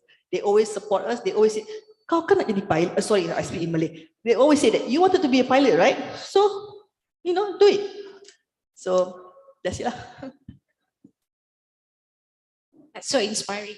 Some people say what you have mentioned or what you have achieved is just a personal pursuit, but your personal pursuit has become a motivation for other ladies to come in and prove themselves as well, in areas that we would have thought that men excel and women naturally would shy away from, right? Now, so after 3 decades in the military, where are we in terms of this UN resolution? I mean, you mentioned just now, you talked briefly about the National Action Plan, but I was searching high and low for that national action plan. Is there really a national action plan? Where are we actually as far as the UN resolution is concerned? Okay, Malaysia, we still in the process of developing the national action plan, because like I said, it doesn't belong to the armed forces. It belongs to it's a government national strategic level. So it takes all the entities from Foreign Affairs, the Ministry of Women, the Ministry of Internal Affairs should sit all together and come up with the national action plan. Because with that national action plan, then only we can have direction for where you want to go. Because whatever it is, before we can, as a peacekeeper, you're supposed to go outside and help people to have peace, right? But you should have the peace from in your country first. The woman in our country must be at peace and contented and in a state of prosperity. Then we can excel better when we go outside. Am I getting a response from the audience? Is it still a monologue? Yes. Shahrizad, yes, please. Ma'am, I just would like to, referring to your speech just now, you mentioned about the population of ladies or women in the armed force. My concern here is, well, by the way, I am Shahrizad binti Saidul Haj. I'm the honorary major of RMAF, which office or which base is in IIUM. And I have with me here the cadets and also the YO and cadets from RMAF. Well, I think it's about 2, 4, 6 of them. And we are honored to have you to be with us. By the way, well, back to the concern. Well, when listening to your speech just now, you did mention about the population of women or ladies in the armed force. So I just would like to know the direction when talking about the Women, Peace and Sustainable Security, WPS. I think we should start in the very beginning, in the very early years, or in the very, the platform should be from the education institution. Like what we have here, we have 3, 4 of the uniform bodies in the university itself in IIUM. But I think when they actually commissioned and when they graduated, I think we should, from the armed force itself, I think we should have a way forward for them where they can go afterwards. Because I think they are actually having this enthusiasm, you know, to join the military, to join the armed forces, to join the security, whatever plan that we have for the country, and to ensure the sustainability of it and to ensure the participation of human in it. I think we should from now, focus on this, this particular module in the university. Well, ma'am, I think that's about it from me. Okay, thank you. Yeah, actually, as you know, we also have the National Defense University.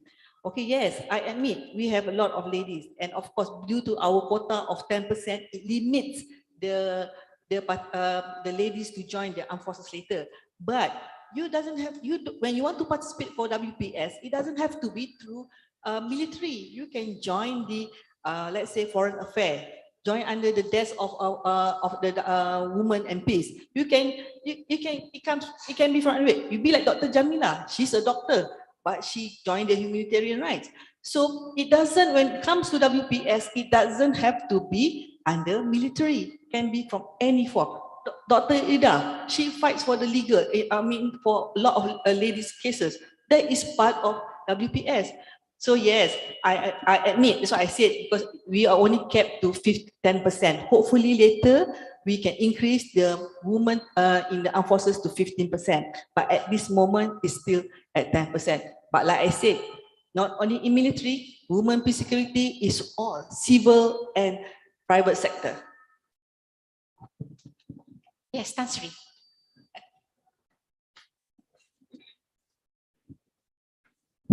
Thank you very much. I'm very excited to hear from Director General,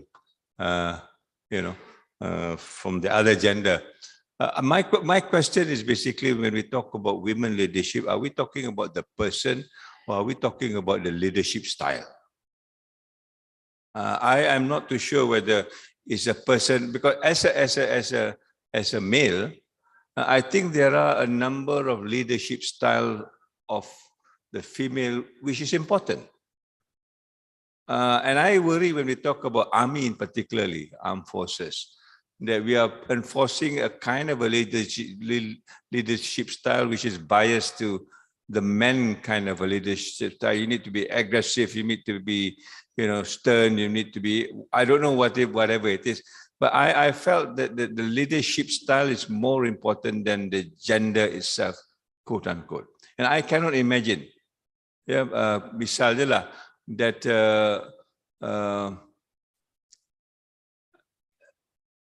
in other words, we need to educate the male as well, how to be a leader, quote unquote, from the women point of view. So it's not about gender numbers, it's about the leadership style. I don't know whether my comment makes sense, but. Makes sense, Tan Sri, because that's what happened to most of the ladies when they joined the military, because they wanted to be accepted to the guys, they tend to follow the men style of leadership, which is wrong. Usually, we can use, like you said, that we ladies, we have our certain style of leadership. And when you started to follow other people, you don't have your own leadership, and you found out later on with your own leadership, actually you can have a good comradeship from your men, sometimes better than the men. I agree with you totally, sir. Because it's just that the mistake of the first lady when they come in, because they are very minority, so the men will tend to belittle her. So in order, like what I said, if you cannot beat them, you join them. We want to be like them, which is wrong. But as usually the ladies, if they stay on, they found out that they don't have to follow the men. They don't have to be like men in order to command a platoon. Yes, in the words of the UN resolution, both men and women must give full, equal, and meaningful contribution to the support of WPS. And when we say meaningful, it doesn't have to be equal in terms of physical might, right? But meaningful means you bring the best out of your own leadership style, whether women or men alike. Now, I just want to touch a bit on what you mentioned just now on challenges, right? You being the first pilot, Tan Sri, Dr. Jamila being one among the first women pioneer that goes around the world supporting mission, peacekeeping mission. How do you go about advising these aspiring ladies here who are also interested to join in the mission, but having problems like motherhood, for example? What is the ministry doing to help out the women to neutralize some of the obstacles? Clearly, they have more obstacles than the men to give meaningful contribution to WPS. So, okay, for the motherhood, like I said, when you have to choose between motherhood and career, that is when the support of the whole is not only from herself, it's also for her family, her surrounding, and her environment. So that's where the education, like Prof saying, like Tan Sri saying, that we must not only educate the ladies but also the men. That you also have to contribute in allowing the wife to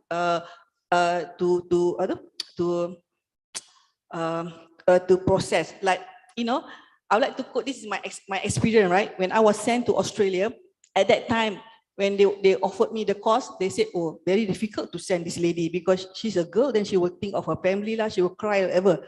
So they asked me whether I'm willing to go without my family. So I said, of course, I have to ask my husband first.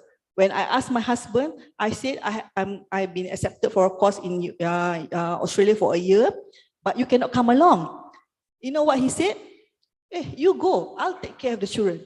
If at that time he were to answer, you're going to Australia, who wants to take care of the children?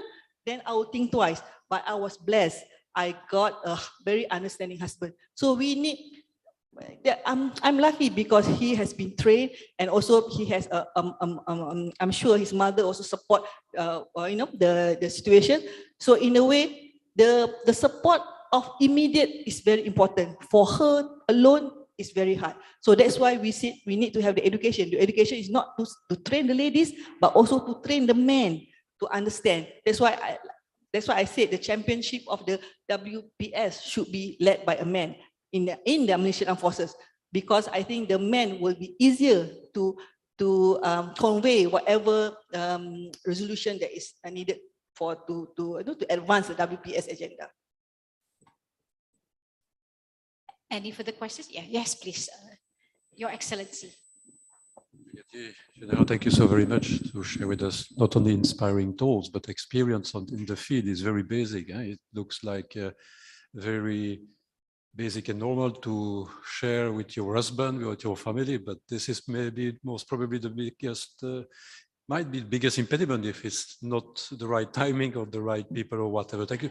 I was wondering, now that we have this international forum today, that you are involved with colleagues of Ministry of Foreign Affairs in this pioneering work supposed to lead to a Malaysia National Action Plan. What are your feelings for the future? How would you see the next steps, concrete steps? So we had this forum, you are involved on your side, we have colleagues from the Ministry of Foreign Affairs with us. What would be the next step with respect to possibly the academic world or other stakeholders? How would you see the next concrete step from today when you are going to cross back to your office today after the forum? Thank you very much. Okay, thank you, Excellency. It won't be easy. It won't be easy because I can see the resistance from a certain part. But this is the use of the forum. When we sit together in forum, then we have connectivity. So connectivity, then from the connectivity, then we hope that we can collaborate for any studies. Because just now I managed to talk to Tan Sri Dr. Jamila, and she was saying, come, I'm willing to help you all how to come up with the NAP. So now it's for us, the relevant services to sit together. It's just that maybe we need someone, maybe from the armed forces, to push for that thing to be to make it move. Yeah, there will be problem, but I'm sure it can be resolved. Yes, thank you. That's very positive. That's very positive thinking. I'm sure she derived this from years of flying. Right. I was just looking around looking at the internet and searching for more information about you, and I was struck by one of your statement where you mentioned that I'm confident that they will surely bring back the leadership quality that can help narrow the gender diversity, applying constructive perspectives for effective solution in whatever they endure. Successful people are successful everywhere. Yeah, if Yeah, the last statement. Yeah, Brigadier General can give like 2 minutes of comments because we are moving to the next session, please.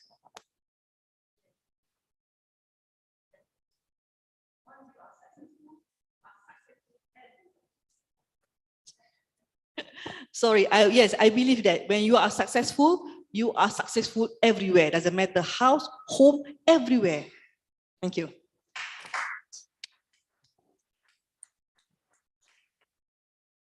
Is that the end? Yeah. Yeah, thank you very much. Thank you for listening to this panel. And thank you, Big Jen, for sharing perspective on it. Thank you. Yes. Thank you very much, Pravida, Mediha, and the distinguished panelists, Brigadier General Fazil Abdullah, the Director General Armed Forces Headquarters Defense, Minister of Defense. Now I would like to invite Professor Abdul Aziz Baraghu to the stage to present the memento to the Prof. Ida.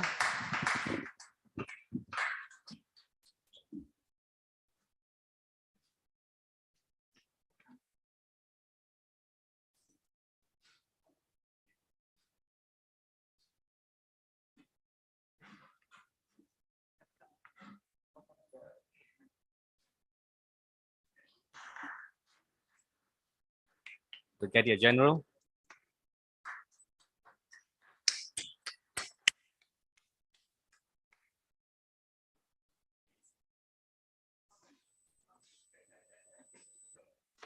Yes, thank you very much. I would like to invite moderator panelists to join the next session. The International Forum today continue with the panel 2, entitled The Role of Civil Society in the Implementation of Resolution 1325. So welcome everybody again, including those people who are following us online. In this panel 2, we're going to look at the ways to further strengthen the role of civil society with regards to the WPS agenda and the importance of the government and civil society collaborations on the WPS. The session would be moderated by Mr. Gerald Joseph, Human Rights Consultant and former Commissioner of SUHAKAM. For the past 20 years, Mr. Gerald Joseph has been a human rights defender and a trainer consultant at both local and international level. He specializes in human rights issues concerning the rights of the indigenous people, elimination of racial discriminations, economic, social, cultural rights, as well as human rights-based approach in development. He is presently the board member of advisor of anti-racism and non-discrimination program of Pusat Komunikasi Masyarakat Sdn Bhd or Pusat Komas. Mr. Gerald Joseph has been appointed as the Commissioner of SUHAKAM in June 2016 for the term 2016 and 2019. You're welcome, sir, together with the panelists.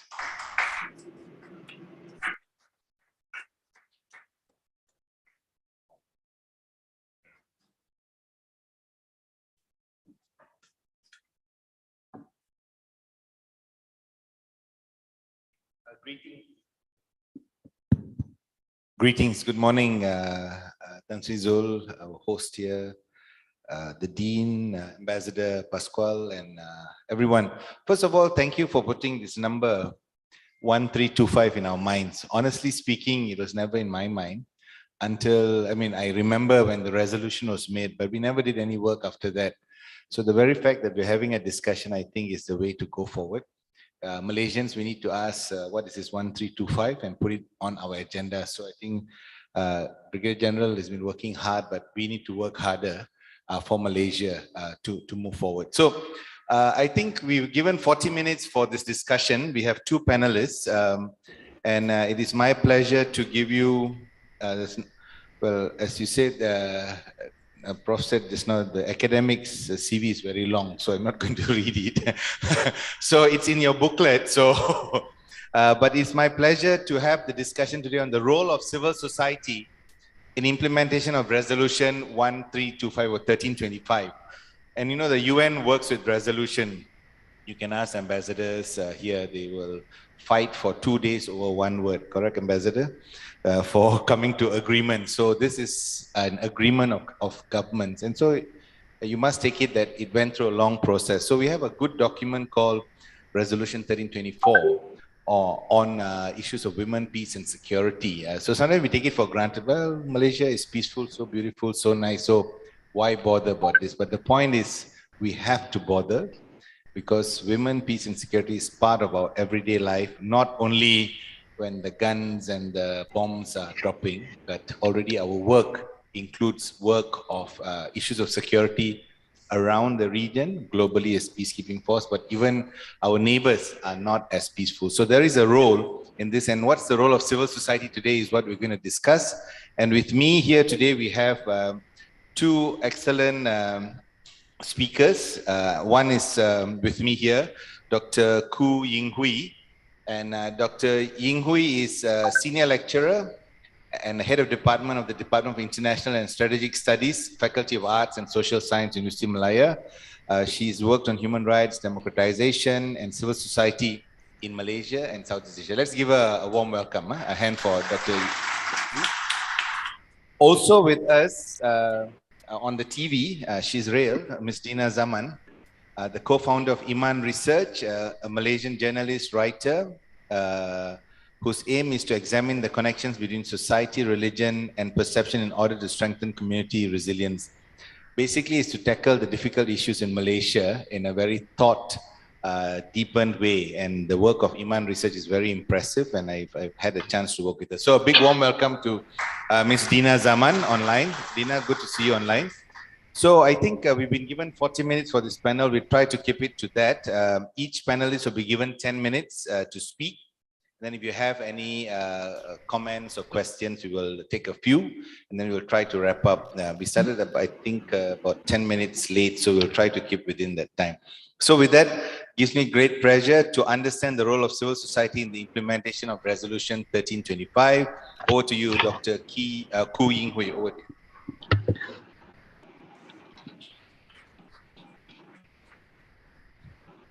Thank you, Gerald.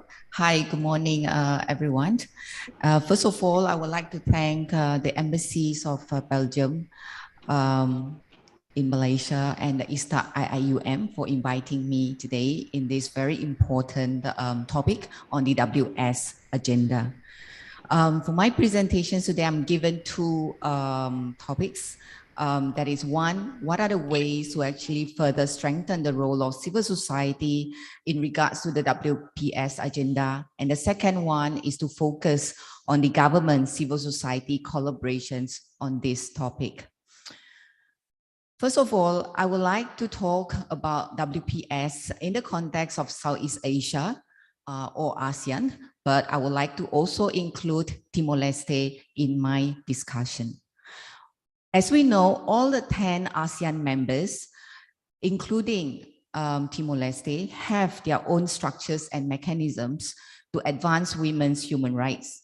Further, all of the ASEAN member states, including Timor-Leste, they have all ratified CEDAW. So when it comes to acknowledging women's human rights in declaration and mechanisms, there seems to be everyone agree that we should actually empower women, and including in the situations of the conflicts and so forth. However, if we look at the records of the all 10 ASEAN members and also Timor-Leste, we will realize that there are serious challenges that actually for them to uphold their obligation under these mechanisms that they have committed, especially at the global level. As we know, at ASEAN, they have launched the ASEAN Regional Study on WPS on March 8, 2021. So that is a very important and significant steps in the ASEAN context. As of now, we only have the Philippines and Indonesia that have actually initiated and established their NAP when it comes to WPS. And the reason why I would like to include Timor-Leste, because Timor-Leste also have a NAP in place, which is very interesting. And it is even more interesting that because Timor-Leste is a post-conflict countries. So why are they one of the very first in the Southeast Asian country that actually include the NAP? So that is something that I would like to talk about by integrating the role of the civil society. So if we look at our defense white paper, there's only 2 mentions on the civil society role, in fact. And the civil society concept is really broad. And very often, civil society seems to be a token that it is being mentioned. However, when it comes to the contributions and the acknowledgements of the civil society voices, that can be something that is really lacking. In the defense white paper itself also, there's only 1 mention on women.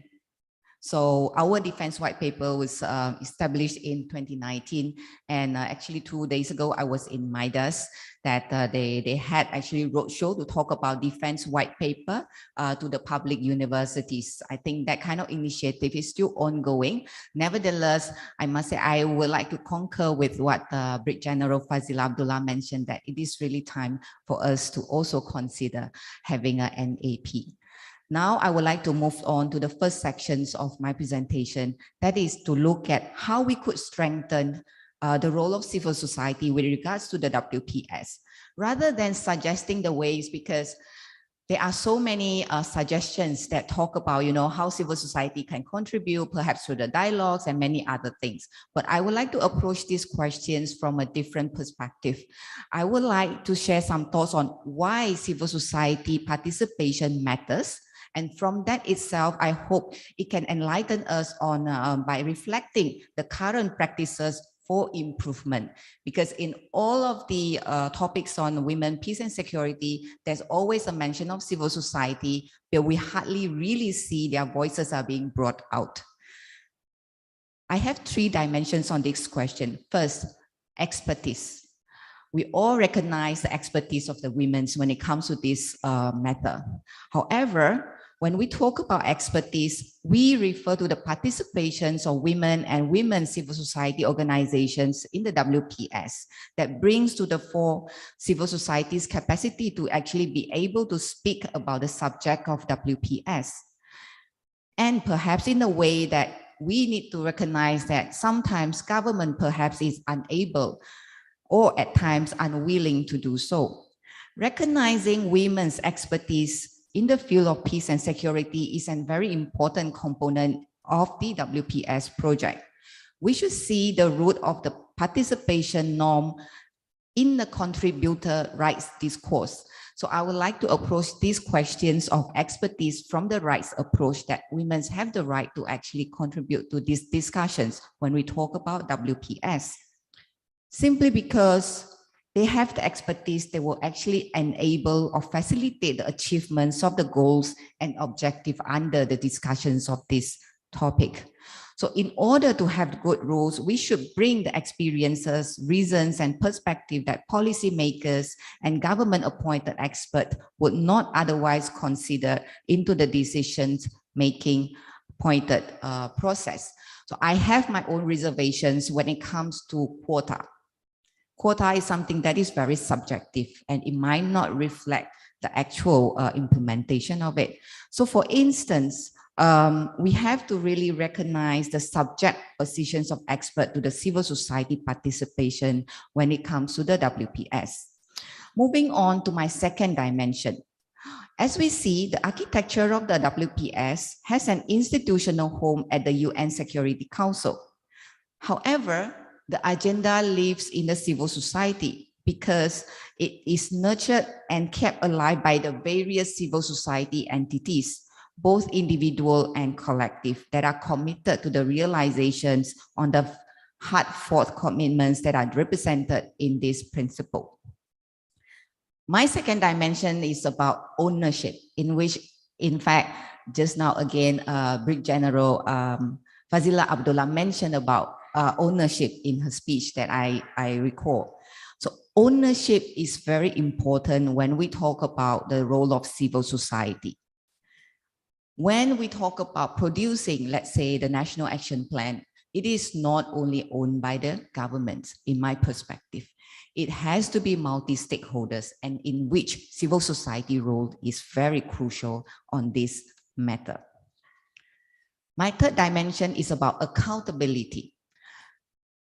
I explore accountability from two perspectives. When we talk about accountability, we think of the power relations. So the exercise of the power requires more than just information sharing.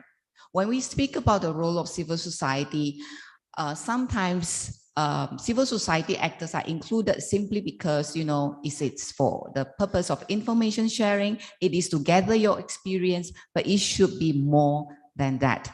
So if we look at vertical upward, we are looking at the UN level.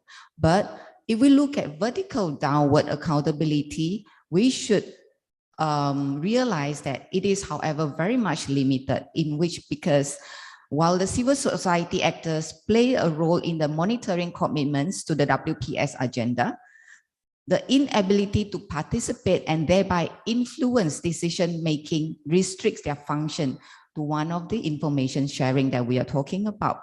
So when we talk about information sharing, it can be somehow be seen as the lowest level of accountabilities. When we talk about accountabilities, it should be really about the power to also involve in changing the decision if it needs to be. Dr. In short, you have 2 minutes. Sure. In short, we need to recognize the educative function of civil society. The second part, when we talk about government and civil society collaboration on the WPS, this is where I would like to speak about the experience of Timor-Leste. There are three dimensions here again. First is the autonomy of the civil society, referring to when we include civil society in the WPS, we talk about autonomy as well for the civil societies, in which there should be a balance between autonomy from the state and autonomy from the market as well. And the second is about the partnership. Partnership shouldn't be any form of partnership, but it should be quality partnership and participation of the civil society. And my third point is solidarity. We always talk about solidarity only referring to something like, for example, protests. But solidarity is very important in this discussion. That is a solidarity between the government and the civil society when we want to make this WPS agenda to actually work. Here, this is where I will touch very shortly about the Timor-Leste NAP process. So for the Timor-Leste NAP process, of course, it includes many external organizations. But in the meantime, the civil society have a very strong say in how they actually develop their national action plan. I'm not suggesting or to say that Timor-Leste has a perfect NAP, but I think that process itself is something that we can actually learn from, as in to include the voices of the civil society. One of the immediate outcome from the NAP is that the NGOs, that is Bafuturo in Timor-Leste, they actually have women activists that they actually be able to establish advocacy groups in the different districts to actually champion the WS agenda. So with this, I would like to conclude that WPS is not just a government agenda or with the international organizations like the UN. It has to be localized. This is why I mentioned the lessons from the Timor-Leste in terms of them giving the fundings, financial resources to the local NGOs to actually also champion the same things in the different districts. So it will not just become a piece of the plan. With that, thank you very much for listening. Thank you. A big thank you to Dr.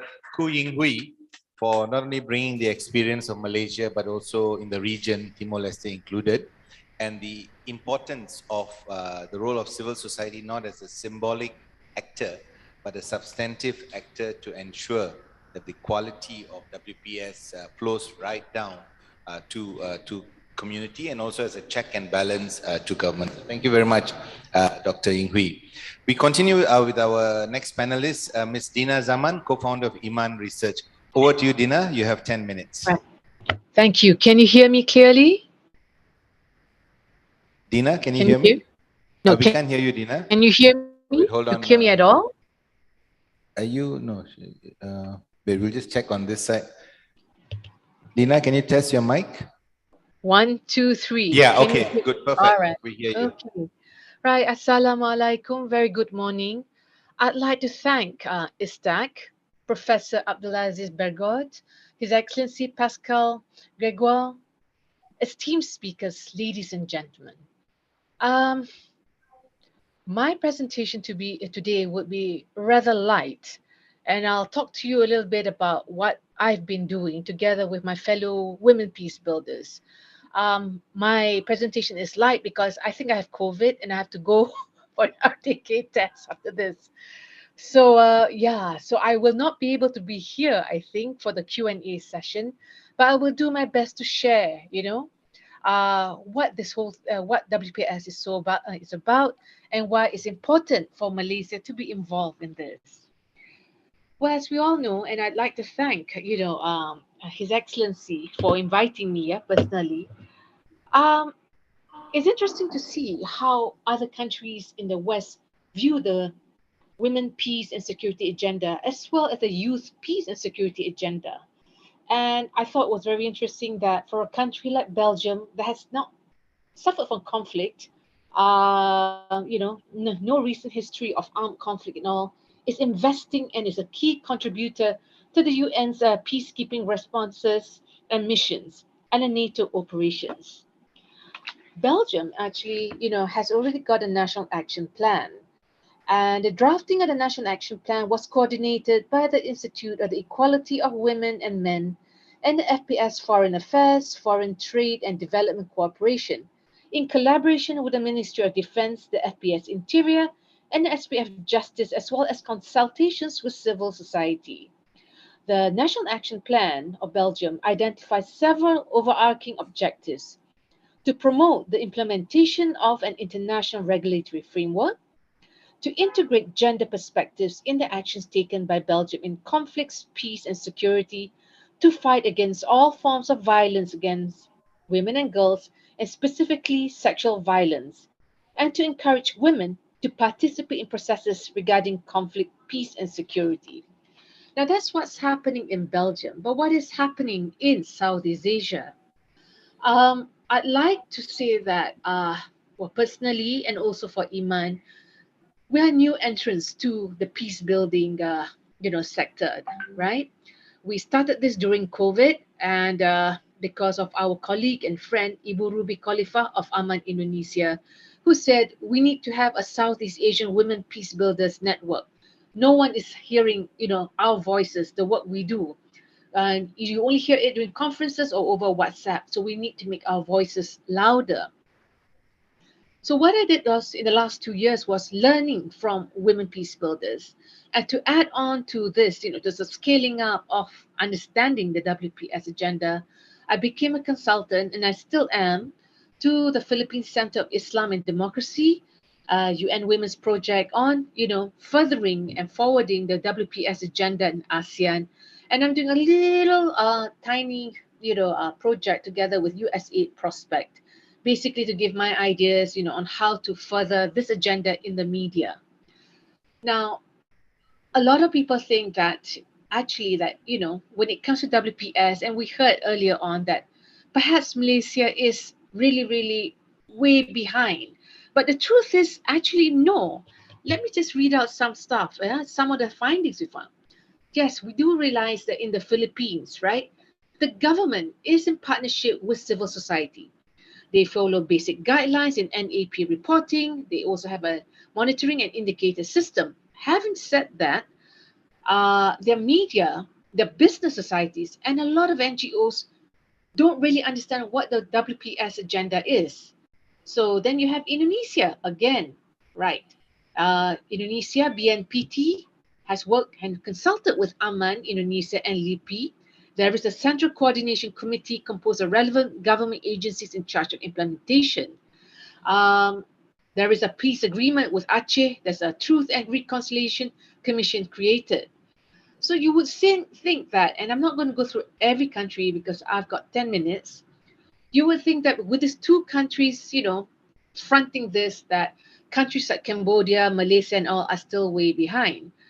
And this is where I would like to say, in our consultations, which Dr. Ying Hui was part of, it was very interesting to see that everyone had their own idea of, the WPS agenda, security agenda, where people who work, civil society who work in the PCVE sector, the Preventing Countering Violent Extremism, didn't understand or wondered whether WPS had anything to do with violent extremism or counterterrorism. I think there seems to be sort of a divide, or we've compartmentalized. And it was interesting when we reached out to certain government agencies, and not necessarily just in Malaysia, where we said, look, we want to have a consultation. Can we have a discussion? And the discussion actually revealed that even among, government agencies such as the military, the police, all around Southeast Asia, while they are very supportive of these agendas, they're not too sure what to do with it. And why is it like this? The question that was asked was, when I was invited to this, that how do you implement this then? I think one thing, perhaps in Malaysia, we all tend to live in silos. Civil society will just, we're very passionate. We can get angry about a lot of things. But I think at the end of the day is that we need to work together and get to know each other. You have to reach out, to people in the military. You have to reach out to civil servants. There is no way you can actually work on this if you do not know what each other is working on. It will be difficult. I mean, it's not over, you cannot go over teh tarik and say, hi, Colonel, let's talk about WPS, da. There has to be a certain process here. But I feel, as someone who's been observing and learning about this, that there is such huge potential for leadership. Malaysia has been, seen a lot as, one of the Asian tigers before. And I don't know whether it's because maybe the changes in government in the last few years, that it's now having this perception that maybe it's not that it's irrelevant, but maybe it's a sickly tiger, but one wants to be a bit more positive about this. But in the discussions, in these consultations, is that everyone would ask, why isn't Malaysia taking on this role in pushing for this agenda? Because, you're seen as a upper middle class Asian success. And that was something which we Malaysian participants were not able to answer. You cannot just keep blaming, the government's like this, the government's like that. What do we do? And it's not just about civil society. It's about everyone involved, about the security, about the peace of a country and the region itself. I think that one of the things that we did talk about, right, in Malaysia, there have been recent WPS developments, really positive ones. We have and we do support gender-responsive peacekeeping and peace operations, which I believe our esteemed speaker earlier on spoke about that. We've deployed 85 female personnel peacekeepers serving in UNIFIL, calls for greater representation of women in peace negotiations and in mainstreaming gender in peace agreements by appointing more women peace builders, women mediators, and special envoys. I mean, there's so many calls for that, and we're just wondering, why isn't this done? Is it bureaucracy that's stopping us, or is it our own fears that's stopping us? When we talk to colleagues in civil society who say, well, there's no place for us because we're not the government, we're not part of a certain hallowed circle, and you think, well, maybe you shouldn't be having that. You need to hustle, as you say, lah. Yeah. But is this something that we should discard? No. We personally feel at Iman, at least, that the fact that Malaysia is right smack in the middle of Southeast Asia, where we are almost in the center of conflict, China Sea, China's there, Indonesia, the Philippines, and all that. We're surrounded by, potential conflict areas. Now, what are we going to do about it? Dina? Yes? Dina, you have 2 minutes, Dina. I have 2 minutes. Okay, then I can go for the RTK test. Sorry, 2 minutes. So we're thinking that perhaps maybe at this forum, if we can take this on. And I personally don't like, when you have forums after that, you go home and you forget about this.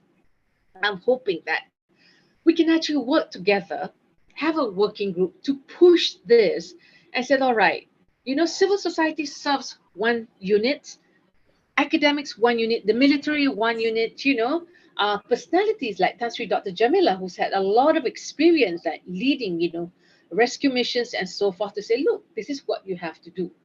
And work on this and make this turn this into a proper policy. I think that Malaysia's reputation is not bad at all. I think when you talk about humanitarian work, Mercy Malaysia and various other NGOs like ABIM and all, MyCare, so forth, have a good reputation for humanitarian work. They work with locals and all that. But again, it's always localized and always within their own little bubbles.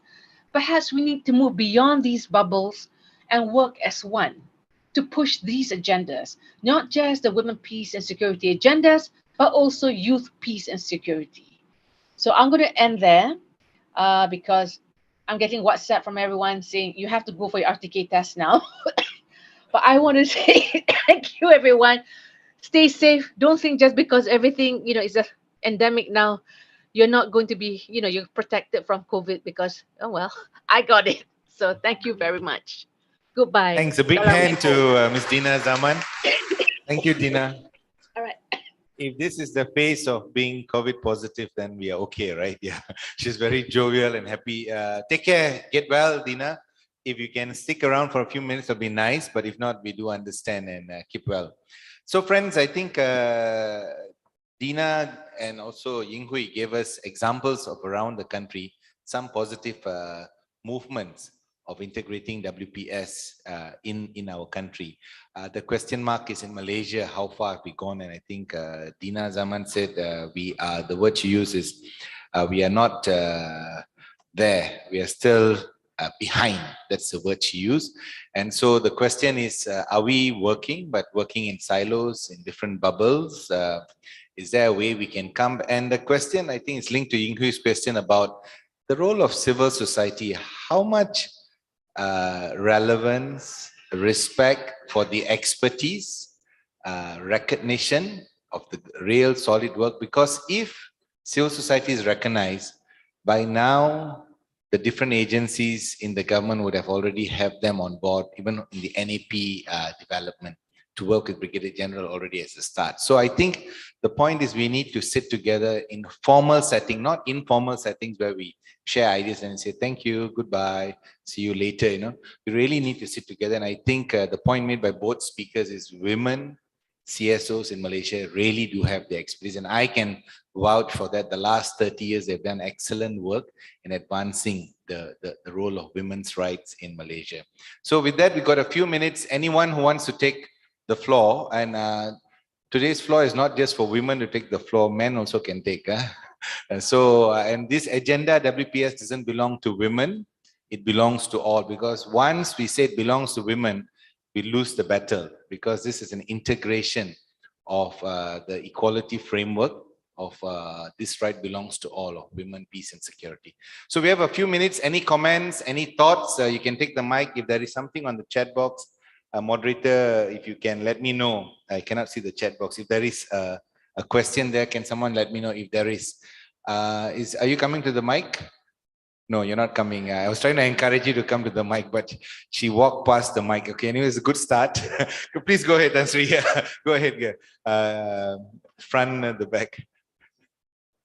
As you say, men are also here, and Tansri will follow me. Can you put the mic up a bit for you? Yeah, thank you so very much, Dr. Roy and Dina, for this enlightening sharing of experience. I would ask the same question that I asked to Brigadier General, to Dr. Roy, and also to you, Gerald. So what next from the point of view of civil society? Do you think that the kind of, for instance, a kind of civil society platform for pushing the agenda of WPS would be advisable? Do you think that the momentum is there?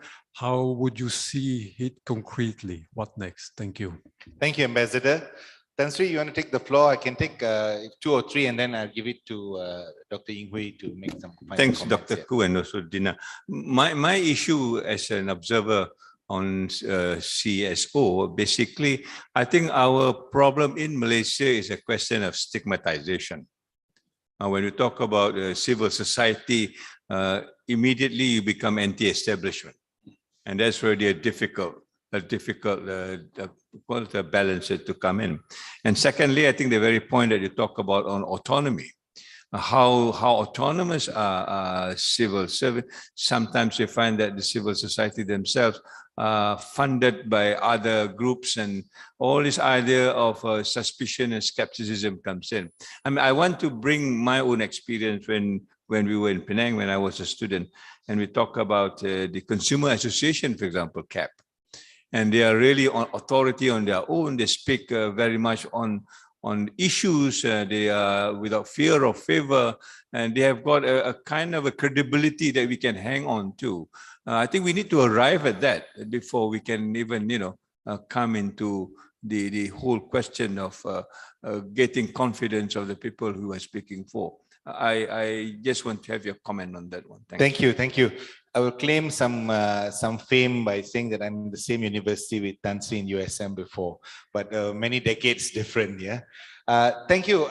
Any other final comment from the floor? Is there anything on the chat? I can't see, but if there's none, right? No chat. Okay. Any other comments? Final thoughts? Okay. So with that, include some feedback on the 2 questions. Yeah, thank you very much. I think to the first questions, the ambassadors, that what's next? I think we can learn from the experience of the Defense White Paper. So generally, as I see, early this week, when I joined the Defense White Paper roadshow that is actually targeted to the IPTA, and what's coming to my mind is that why are not civil societies also share the same platform to actually talk about the Defense White Paper? I think that is the point that I would like to highlight, that it should not be seen as documents that is owned by only one particular party, but it is a documents that actually for the benefits of the countries, and everybody should aware with that. Hence, the civil society should also collate in that kind of partnership. That actually linked to my second answer to Tan Sri, is that about the autonomy questions. It is quite similar answer for my first questions. That is, the questions that I would like to raise is that, why can't we ensure the CSO also can have the same platform in collate all the sort of the different mechanisms when it comes to the women, peace, security agenda? Rather, when we talk about partnership, it should be equal partnership. It shouldn't be the partnership of unequal power relations. So that is the reason of why I mentioned about the issues of the autonomy. And the second thing is that we know in the context of, especially in Southeast Asia and including and especially in Malaysia as well, CSO, as you rightly pointed out, Tan Sri, that CSO often see as a threat somehow or enemy for the governments. Yeah, so we are not allies or friends, in which that should be the ideal one when we talk about healthy democracy, when we talk about healthy partnership.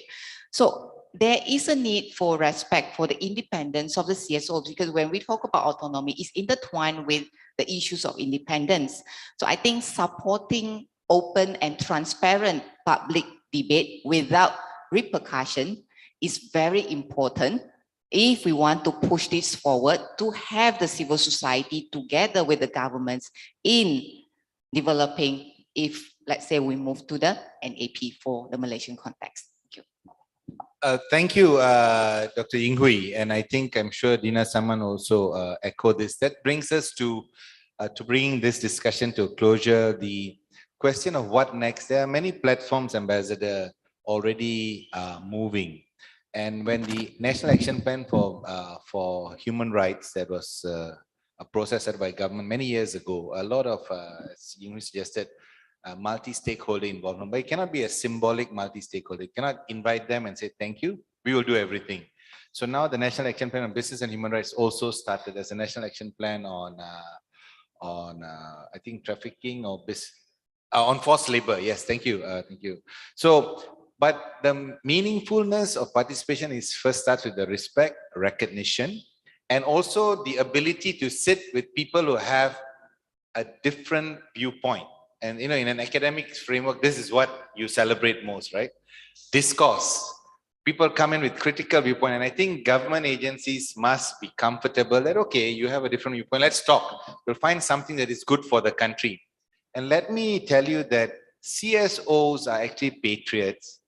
They are going to defend the country at all costs. They may disagree with how you run things, but they're not going to run down the country. We are all here together as defenders of our nation. So we need to take away that old shadow, Tan Sri, you said, right? The stigmatization that, oh, if they criticize my program means they don't like me. They may criticize the program, but they may like you because you invited me to talk to you.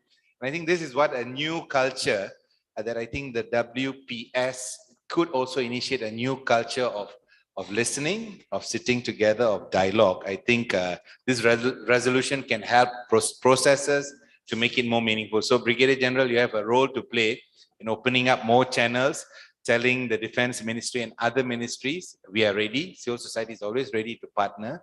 We can give you the excellent names of individuals with competency working internationally, locally, and ready to move to take this up. But I agree with you, Ambassador, if we don't do anything, after this forum will also disappear. So let's keep the 1325 on the agenda. Let's keep talking about it. Let's invite people in a official, systematic and institutionalized way. That's the only way we're going to move forward. If not, it will be ad hoc, and we'll probably see you next year in another same conversation. With that, a big thank you to Dr. Ying Hui and Ms. Dina Zaman, and to the organizers. I pass it back to our MC. Thank you.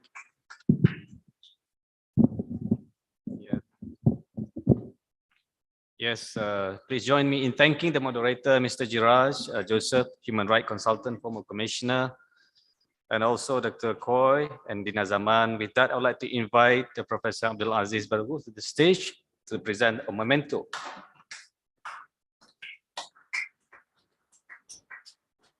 Mr. Jiraj Joseph.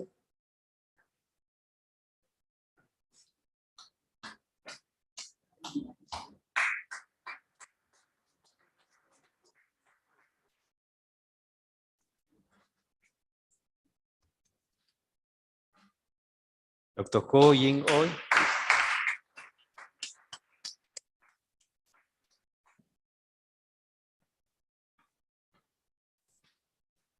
Yes, thank you very much. I'd like to invite our moderator and panelists to join the next sessions.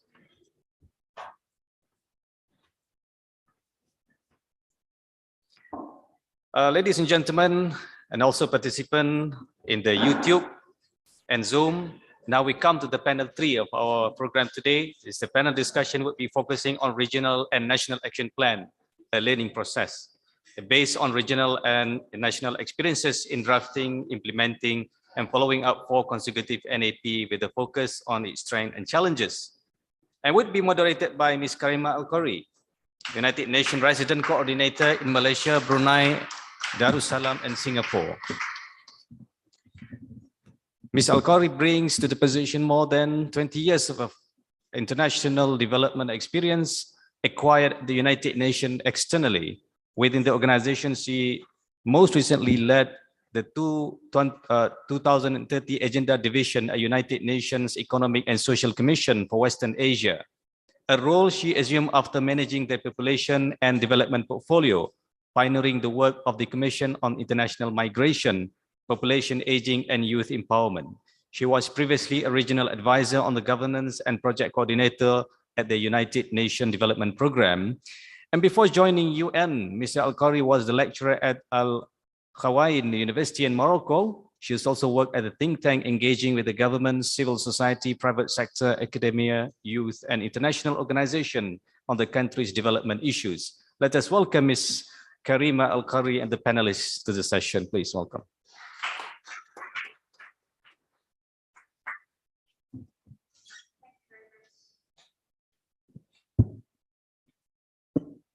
Thank you very much. And it's not going to be easy because I come after such a wonderful and rich series of speakers and panelists. So allow me to just try to do things a little bit differently, and I'll just move around a little bit because actually my speakers are not with me in the room, and they will be joining through recorded messages. So let me just move to the lectern for a second.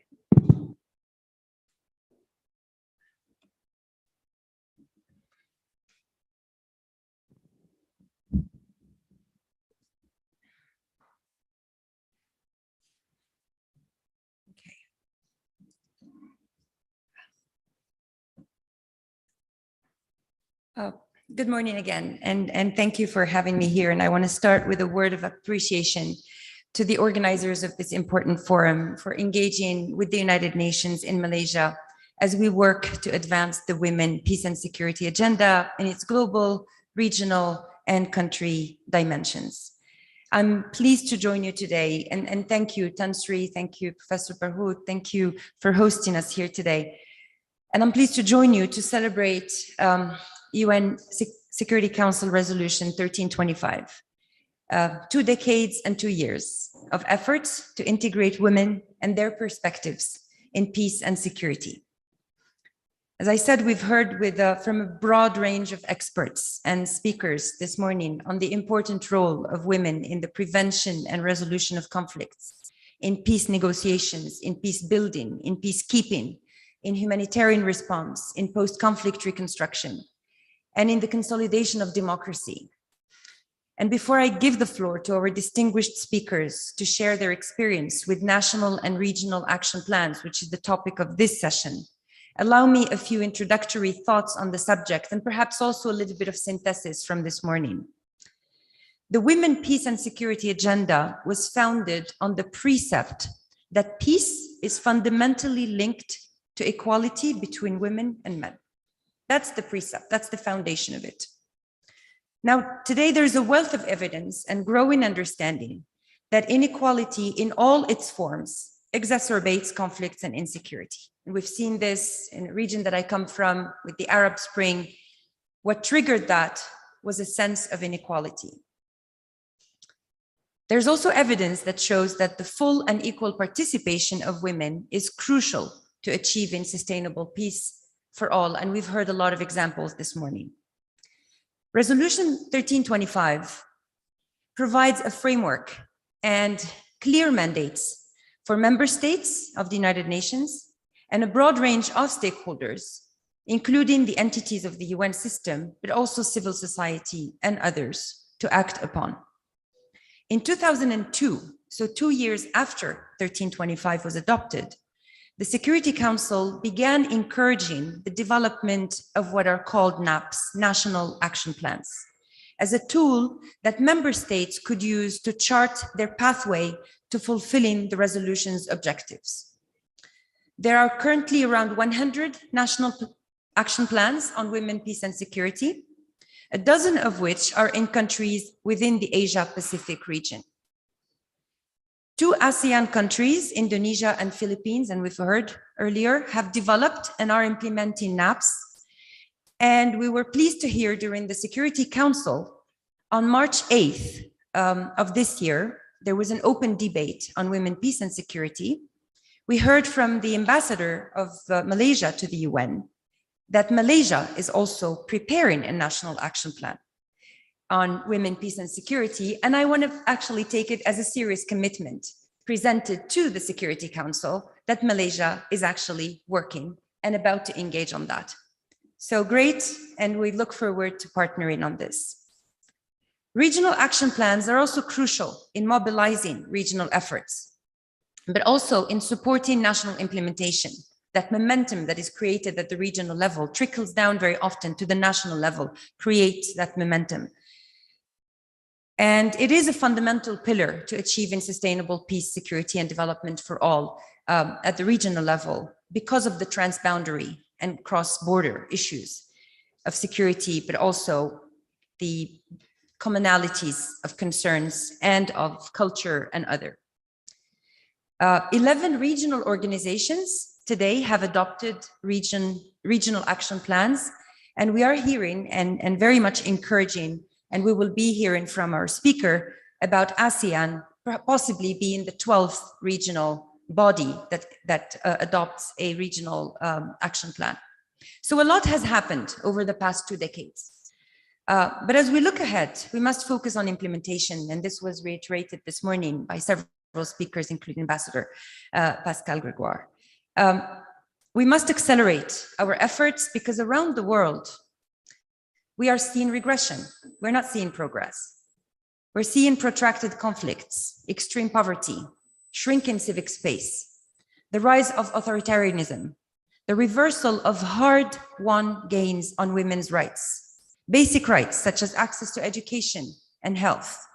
There are also increasing trends in women's vulnerability to climate disruptions, displacement, trafficking, and exploitation of all sorts. So there is no doubt on the urgency of WPS agenda for the region. Progress will require doubled efforts to shift mindsets and mentality, to enhance public awareness, to mobilize political will, and stakeholders buy-in and engagement. We are today at a stage where the recognition of women and girls' role in conflict prevention and peace building, and of sexual and gender-based violence as a major security threat alone is not enough. We should go beyond recognizing. We need action. And I think what's next is a very good question. We can't stop here. We can't stop today. It would be a pity to bring all of these people together and then do nothing. Every day, the United Nations demonstrates its commitment to support women, peace builders, and civil society organizations through our peace building and political missions around the world. UNIFIL, but also everywhere, wherever the UN is needed, wherever peace efforts are needed. We also stand by our member states and support their efforts at regional, sub-regional, and national and subnational levels as well. In Southeast Asia, ASEAN has made important strides to formalize its women, peace, and security architecture and strengthen ownership of ASEAN member states of the women, peace, and security agenda. We will hear more from our distinguished speaker shortly, but I'm pleased to remind us that the first ASEAN UN dialogue on WPS was organized here in KL in 2007, resulting in important outcomes, including the establishment of the ASEAN WPS network. So, ladies and gentlemen, cooperation is key, and so is political will to advance the WPS agenda, mobilize resources, and ensure that NAPs are not an end, but a means to institutionalize WPS, mobilize the needed resources and budget allocations, because this is costly. It doesn't happen without investment. It's also a means to mainstream WPS into national narratives on gender equality and the empowerment of women and girls, and on security and foreign policy. It's also a means to engage with civil society and define key priorities for joint and collective action. In 2009, Resolution 1889, perhaps less known than 1325, but related to it, called on the Secretary General of the United Nations to develop a set of indicators to monitor progress under 4 pillars of 1325: prevention, protection, participation, and relief and recovery. These are tools. So these indicators are part and parcel of NAPs, and they're tools to enable us to track results, and data is key to measuring impact. So we need the numbers. You shared some, but we need more numbers. So thank you for allowing me these introductory remarks, and I'm very pleased now to turn to His Excellency Ekapab Pantavong, Deputy Secretary General of ASEAN for the ASEAN Socio-Cultural Community. And he will share with us more insights on the process in ASEAN with the Regional Action Plan on the 1325 Women, Peace and Security Agenda. Could you please launch the video?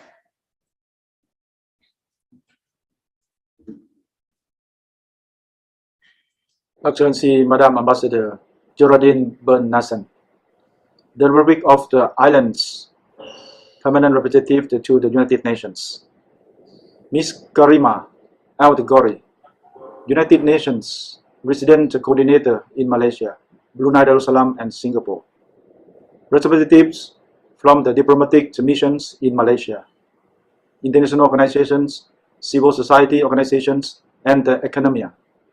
Distinguished delegates, good afternoon.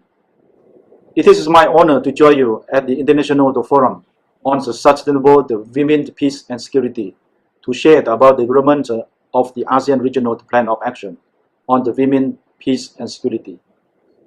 I congratulate the Embassy of Belgium in Malaysia and the International Institute of Islamic Thought and Civilization, or ISTAC, for their leadership in organizing these events. This year marks the 22nd anniversary of the United Nations Security Council Resolution 1325 on Women, Peace and Security, WPS. The WPS is an international milestone in ensuring that peace is built by and for the women. This commitment is also in line with the ASEAN vision of the creating an inclusive community that promotes a higher quality of life for all and to support the protection of the human rights. ASEAN's support to the WPS agenda was first articulated when it adopted the joint statement on promoting the women and peace at the ASEAN Summit in 2017. Since then, ASEAN member states have promoted the WPS through the multi-sectoral efforts and the leveraged regional cooperation to keep the agenda thriving. The ASEAN Ministry of the Dialogue on the Strengthening the Women's Role for the Sustainable Peace and Security held in September 2020 reiterated ASEAN's determination to ensure the integration of WPS into the regional policies across the political, economic, and the social, cultural pillars of the ASEAN community. Under Cambodia's chairmanship of ASEAN in 2022, the ASEAN Committee on the Women has been leading the formulation of the Regional Plan of Action on Women, Peace and Security to be adopted by the ASEAN leaders at the ASEAN Summit in November this year. This Regional Plan of Action takes inspiration and is informed by the 2021 ASEAN Regional Study on Women, Peace and Security, which consolidated good practices and recommendations from the ASEAN own experiences on WPS. This pioneering study provides a robust foundation for an ASEAN-wide common understanding of WPS, while proposing a landmark step in developing the Regional Plan of Action on Women, Peace and Security. Ladies and gentlemen, since the security threats are becoming more intricately linked to the context of poverty, gender inequality, unsafe migration, and environmental degradation, ASEAN has embraced the broad framing of the WPS that moves beyond the traditional conflicts. The Regional Plan of Action includes the humanitarian settings brought by the disasters, the impact of climate change, and the COVID-19 pandemic. It also highlights preventive approaches, including the women's economic empowerment and the promoting a culture of peace. In preparation for the Regional Plan of Action, ASEAN underscore the importance of a participatory process through the shared ownership and the constructive consultation with development partners across the three ASEAN community pillars of the political security community, economic community, and the social cultural community. To strengthen the mechanism in driving the WPS agenda forward, ASEAN has established the advisory group on the Regional Plan of Action on WPS, comprised of the members from across the sectoral ASEAN community pillars in March 2022. The advisory group organized the two regional forums for the policy dialogue on the technical briefing and the brainstorming. The consultation engaged the participants from the ASEAN dialogue partners, civil society organizations, women's and youth organizations across the region to amplify their voices and contributions from various perspectives. The process of developing the regional plan of action is progressing very well. However, the work will not stop at its adoption, as the greater challenge is in implementing it and delivering the expected results. Therefore, the ASEAN is committed to working closely with all the stakeholders and the partners to strengthen the mechanism to implement this plan. Ladies and gentlemen, women have a central role in building the foundations for the sustainable peace. ASEAN can only accomplish this through the active engagement of everyone, including the men and boys. I wish that this forum will open up more opportunities for the collaboration with ASEAN to pursue the high quality programs of the WPS across the 3 pillars of ASEAN community. On this note, I wish you all a fruitful discussion ahead. Thank you very much.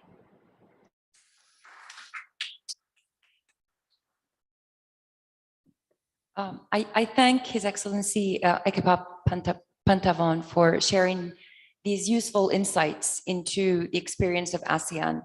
And we all look forward to November and hopefully the adoption of the regional action plan.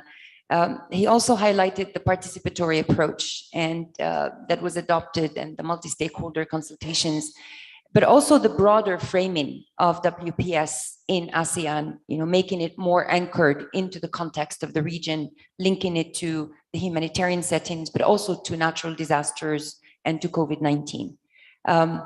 I thank him also for reminding us of the important role that men and boys play as key partners in advancing the WPS agenda. Now, it is my pleasure to turn to Her Excellency Ambassador Geraldine Byrne-Nason, Permanent Representative of the Republic of Ireland to the United Nations in New York. If you could please play the video.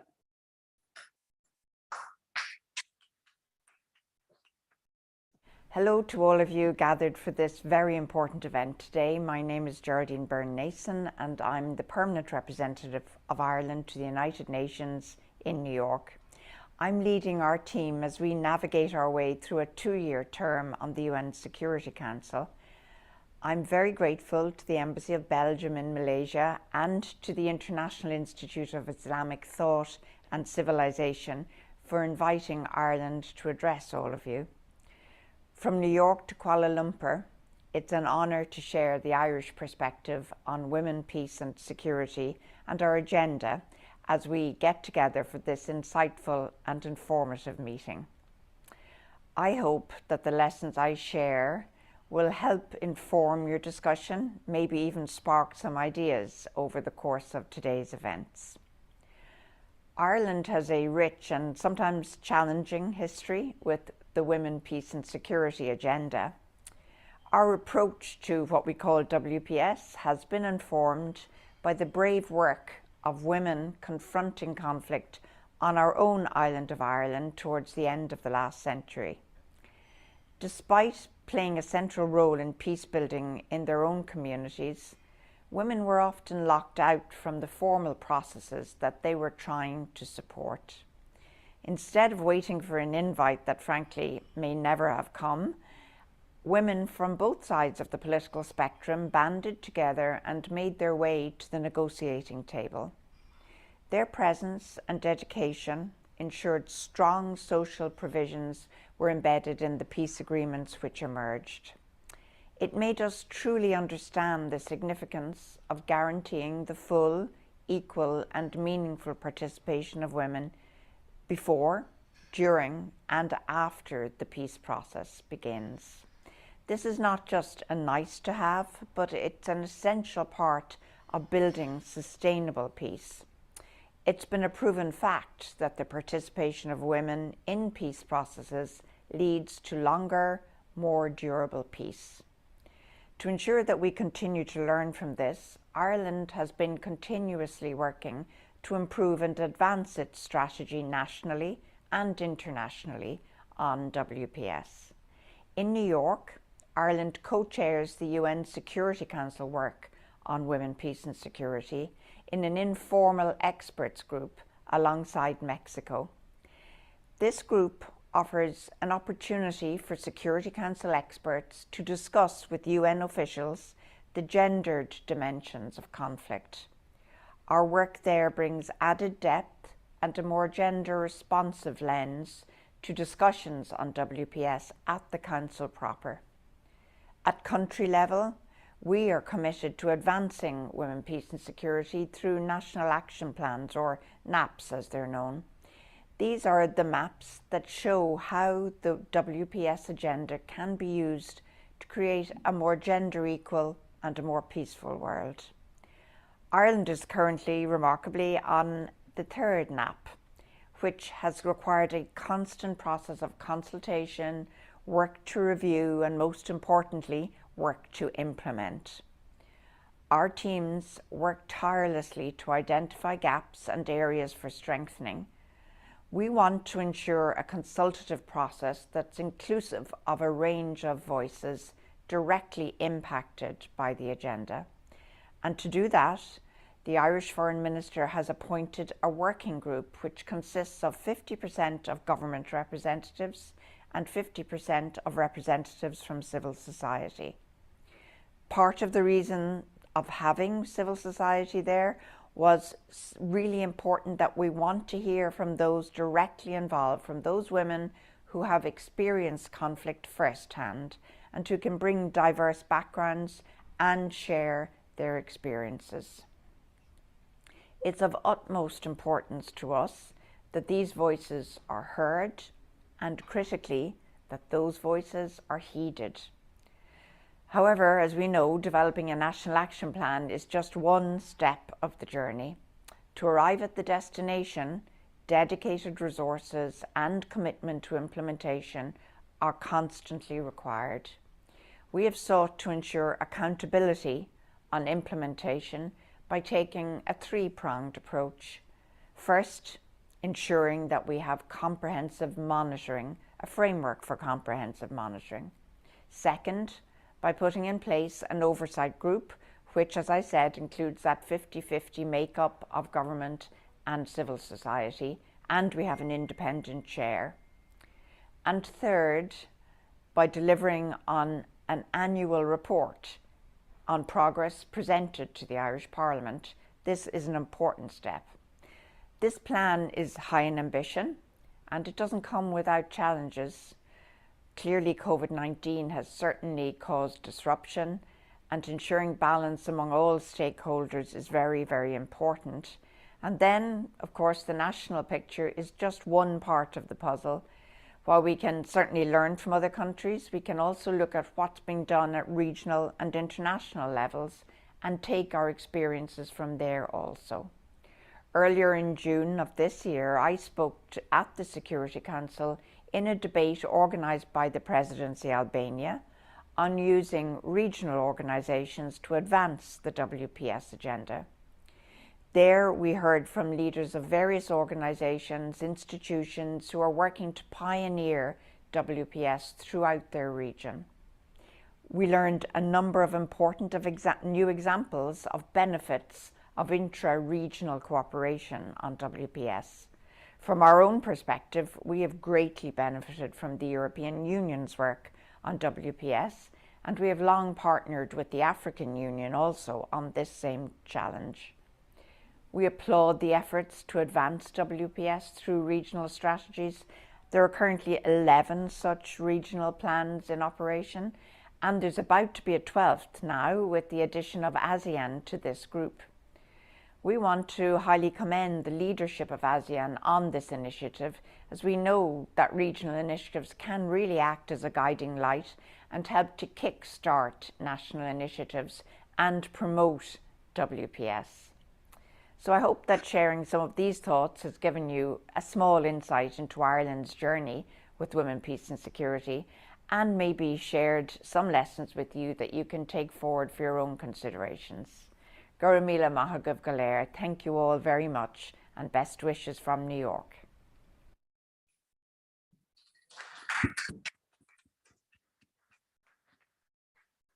Thank you, Your Excellency, for sharing precious lessons from the Ireland journey towards durable peace and for the inspiring ideas on how to use WSP plans and strategies as a tool to advance the gender equality agenda.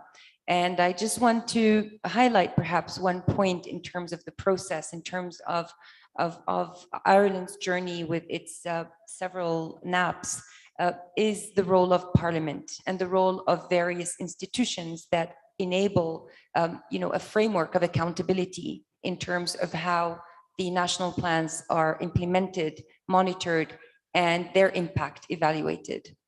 Our next speaker is Mr.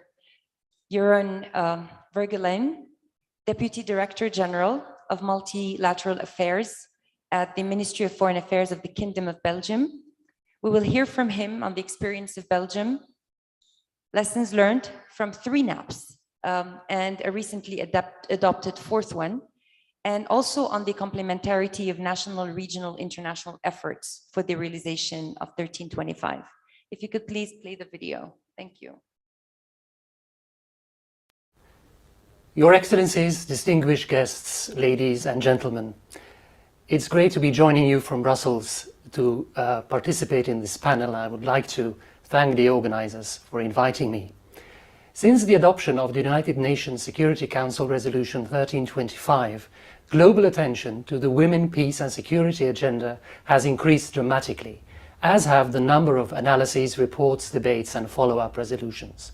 An example is the fact that in the years 2019-2020 alone, during Belgium's non-permanent membership in the UN Security Council, 2 new Women, Peace and Security resolutions were adopted.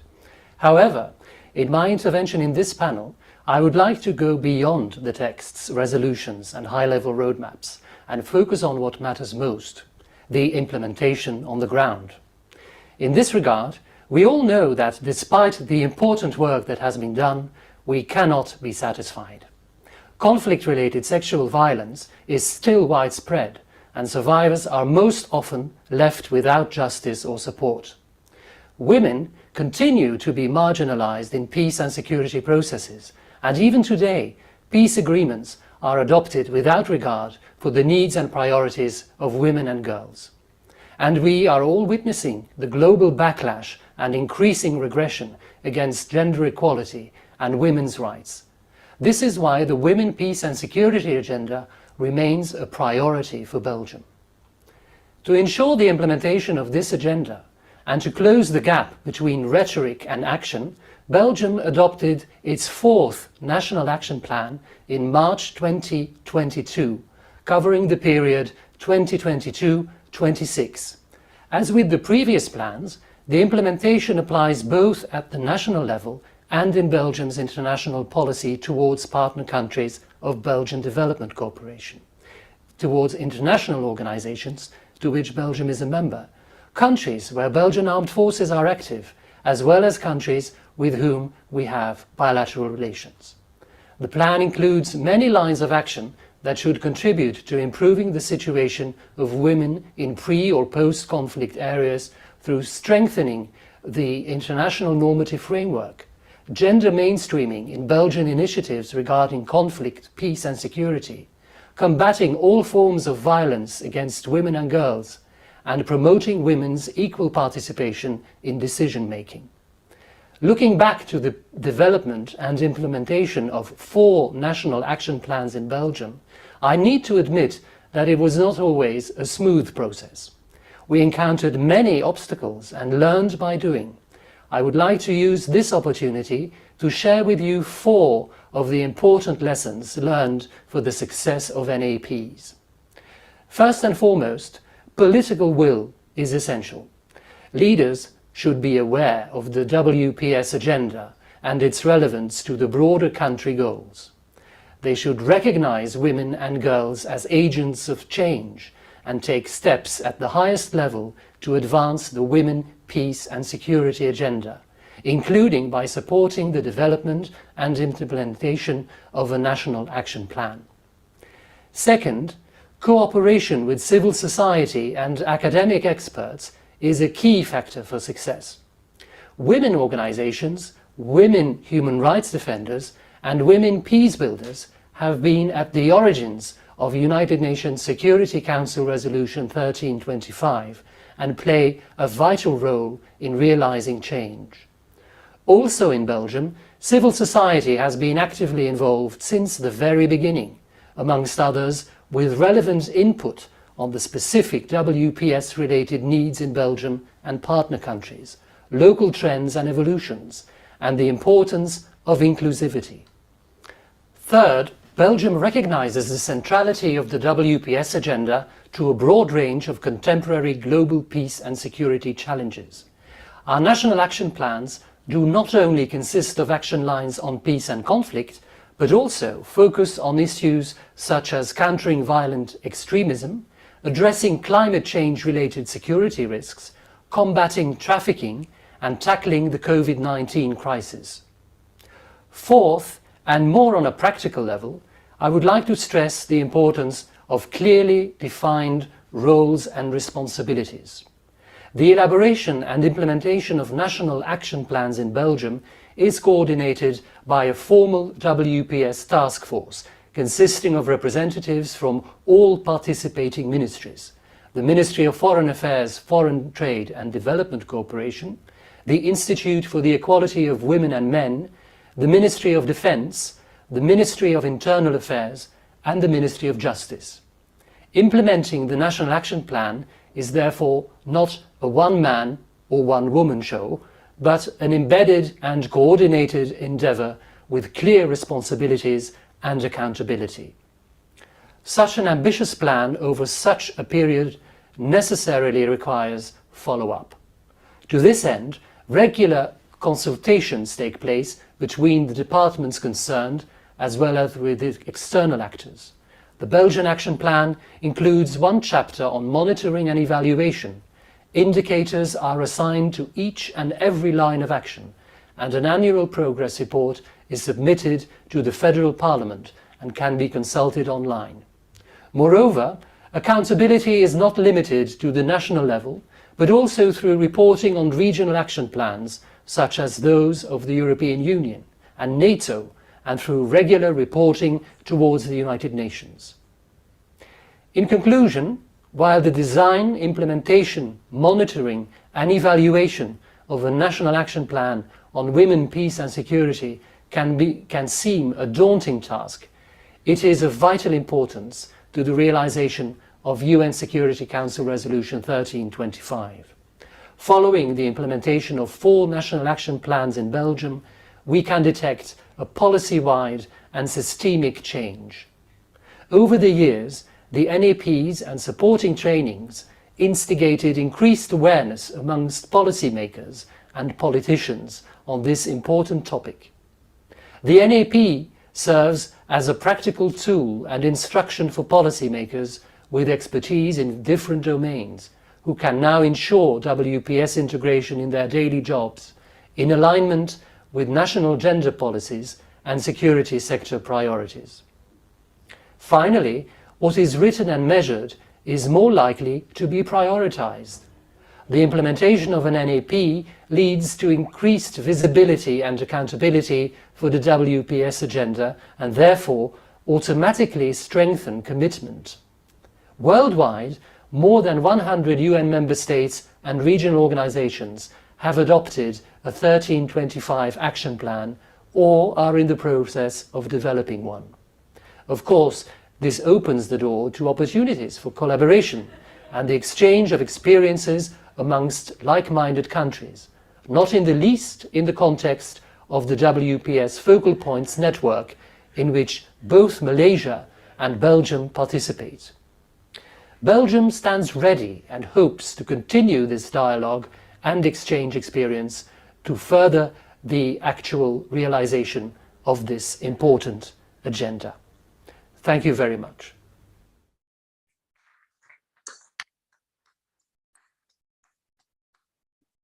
Thank you. Thank you very much, Mr. Bergelein, for covering such a broad range of issues and emphasizing implementation on the ground and opportunities and bottlenecks faced in Belgium and how to address them. I think there's a very broad set there of recipes do's and don'ts, and I think that collaboration and cooperation, as we highlighted before, is definitely key to a successful endeavor as Malaysia looks towards developing its own national action plan. It's also very interesting to hear how, in the case of Belgium, a development partner and a donor country has made 1325 both part of its own domestic work to advance the gender equality agenda and peace and security, but also has mainstreamed it into development cooperation strategies. I will like to borrow the sentence used by His Excellency: what is written and measured is likely to be prioritized. So write things, and I think as they become documents that are owned at the national level, they are more likely to be prioritized. I would add to it something also, that is, whatever is time bound is more likely to be implemented. Because what we're hearing here is my first, my second, my third NAPS. So it's not one, NAPS, one national action plan, and it goes on forever, for 20 years. It's actually time-bound 3 to 4 year action plans that have, critical objectives, but also indicators to measure them. And once we have done those, monitored, then we can move to advancing. So it becomes kind of a live document that you can come and revisit. But if you just say, oh, it's going to be my national action plan for the next 20 years, it's unlikely for it to be implemented. And we've seen this with so many other national action plans. So thank you again for our 3 panelists, and they've all reaffirmed how important national action and national action plans are important, but also regional ones as triggers for some momentum at the country level. I know we're running out of time. I'm talking to our Master of Ceremony, and I don't know if we have time to give you, for a couple of thoughts, and then I'd like to close with 3 points.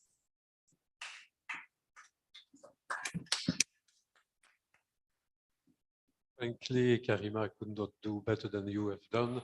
I could not even better do than any speaker have done. I think everything has been said. There is a momentum. Yeah, I think this is what I take out of one of the takeout of this morning. There is a momentum.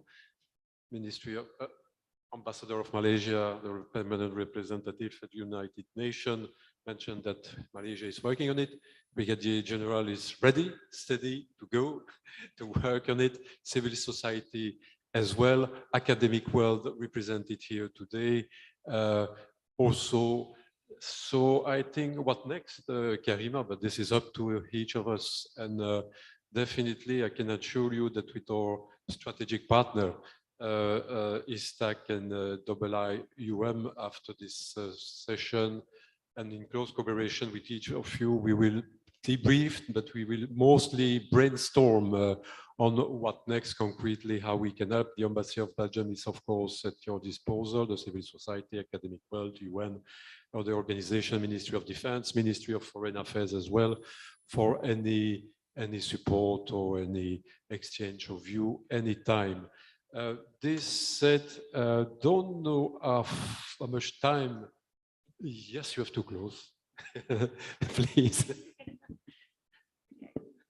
Thank you very much, Ambassador Pascal, and thank you very much for listening in to this session. And I do hope that these 3 very inspiring presentations, but also what we've heard all morning, would lead us to a real proactive effort to get Malaysia I don't like when I heard the word left behind. I don't think Malaysia is left behind. I think it's just a matter of awareness and engagement and pushing also to get there. I'll end with 3 points. The first one is ASEAN, and as the chair of, as Cambodia, as the chair of ASEAN, and the engagement and how important for the chair of ASEAN to really share their commitment, but also make sure that the plan is developed, and UN Women and other partners stand ready and have been supporting with technical expertise ASEAN. The second point is just a few days ago only, the General Assembly of the United Nations proclaimed 24th of June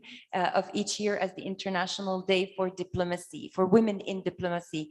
And that's a consensus resolution. And by, I'm sharing this because it reaffirms that the participation of women at all stages, at all levels, on equal terms with men, influences decision making and definitely is essential to the achievement of sustainable development, peace, and democracy. My last point, but not least, is the UN Secretary General launched our common agenda, which is basically the vision for the next 5 years of his term, but all beyond, on the 75th anniversary of the United Nations last September. And he has included what is now called as the new agenda for peace. And in the new agenda for peace, I'm just going to cite 3 priorities. There are a number of them: invest in prevention and peace building, support regional prevention, put women and girls at the center of security policy. And I think these are guidelines that member states are going to be putting forward. And of course, engage with stakeholders and make sure that women are at the center of all of this. So thank you again for this opportunity to moderate this great session, for inviting me here and for holding such a rich forum. And hopefully we will be part of the What's Next. Thank you very much. Yes, please join me in thanking all the panelists and moderator for an excellent insight. Now let us invite Professor Abdul Aziz to present the token of appreciation to moderator, Ms. Karima.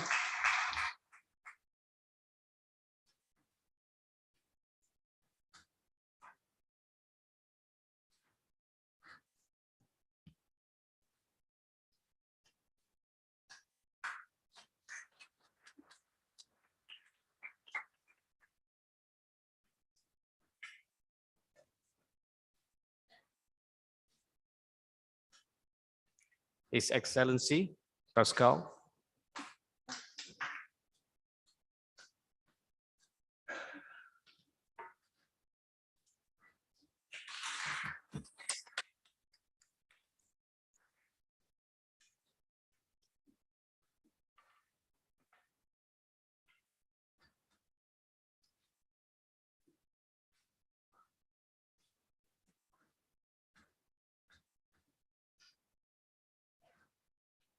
Thank you very much.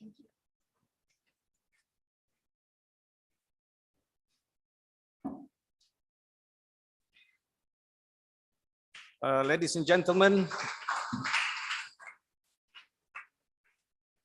our forum today continues with the closing keynote lecture, which is going to be delivered by Professor Emerita Dr. Asma Binti Ismail, the holder of Ibn Sina Chair, IIUM, and President, Malaysia Science Academy and National Academic Laureate Award 2021.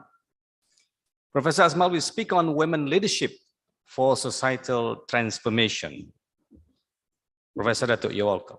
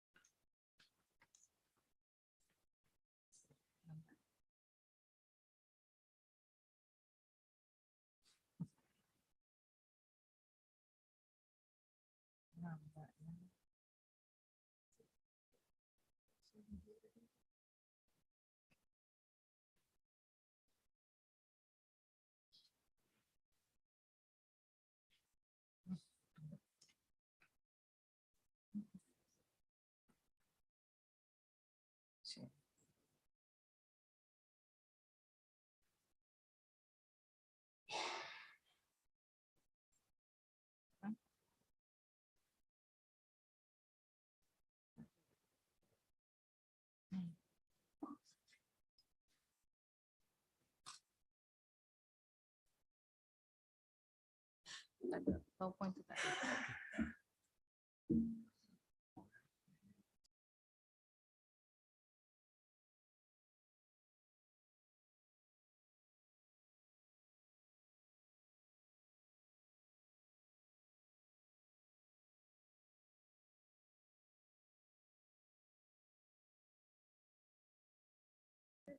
Okay, so nak yang cukup.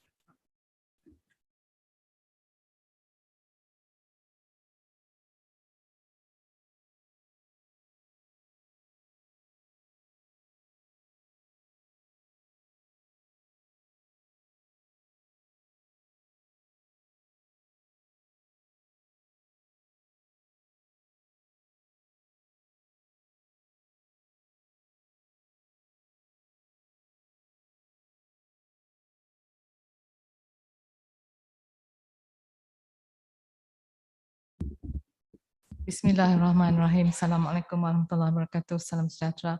And a very good afternoon to Your Excellency Pascal, and to Tan Sri, Director, Prof. Aziz, all Brigadier General, thank you for still being here, and all the distinguished panelists, moderators, ladies and gentlemen. I guess I'm under security threat for standing between you and lunch. Okay, but thank you to ISTEC for inviting me to give my thoughts on the women leadership for social transformation. It's not moving forward. Hello, it's not moving forward.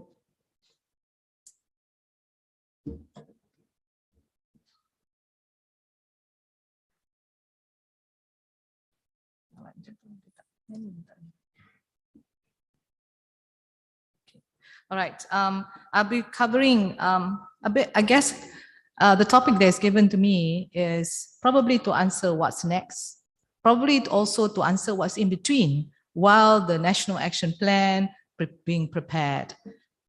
Every day is tick-tock, tick-tock in our life. We got to do something. We can't be waiting for a National Action Plan before we make a difference. There's so many women in this hall, so many young women. What happens to them in the future if nothing is being taken care of? What do they do while waiting for a National Action Plan, right? And even if we have one, how long will it take to cascade that national plan? How long before people really understand how to implement? And how long would it take for us to tell people how to do the how, so that they now can put that National Action Plan in action? And then how long does it take for implementers to really understand? While all this while, women continue to suffer, while all this understanding is trying to happen, right? So I want to share with you about women leadership and social transformation, so that we can understand tick-tock, tick-tock, how is it that we're going to be able to cope day to day, living in a changing world, why women are not there yet, and all this stuff that I'm going to cover. But let me start by saying that the world is chaotic and it's changing at an incredible speed. And the world is changing due to factors including the digital age, the climate change, the disruptive technologies, the conflicts that we talk about, and the pandemics. We talked about VUCA before. That was in 1995, ladies and gentlemen. VUCA is now blasé, right? VUCA is after COVID is no longer VUCA. After COVID is now BANI, right? So VUCA stands for volatile, uncertainty, complexity, ambiguity. But now we have moved to BANI, which is brittle. The world is now brittle. The world is now anxious. It's non-linear and incomprehensible with all the data that is now happening and that is now coming into all of our lives. So the state of the world has basically created a disruptive change in our lives and in our livelihood. And the size and complexity of local and global challenges require us to be a change maker and face change in order to stay relevant in post-COVID-19 era. But despite many changes in the world, nothing changed very much for women leadership and gender equality globally. If you talk about women as leaders, are we there yet, right?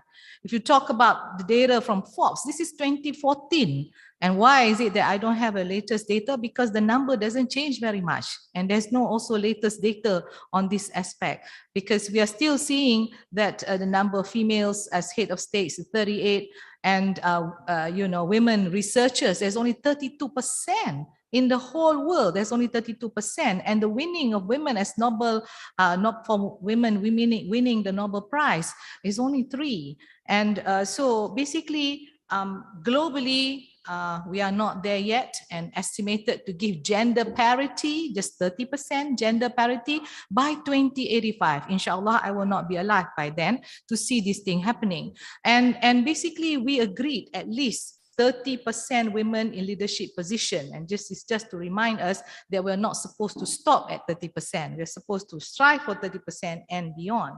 If you go now to looking at data for women in Malaysia, we have a population of 32.7 with 51% male and 48% female, labor force of 15.7. If you ask what is the how many percent of us are involved in decision-making level?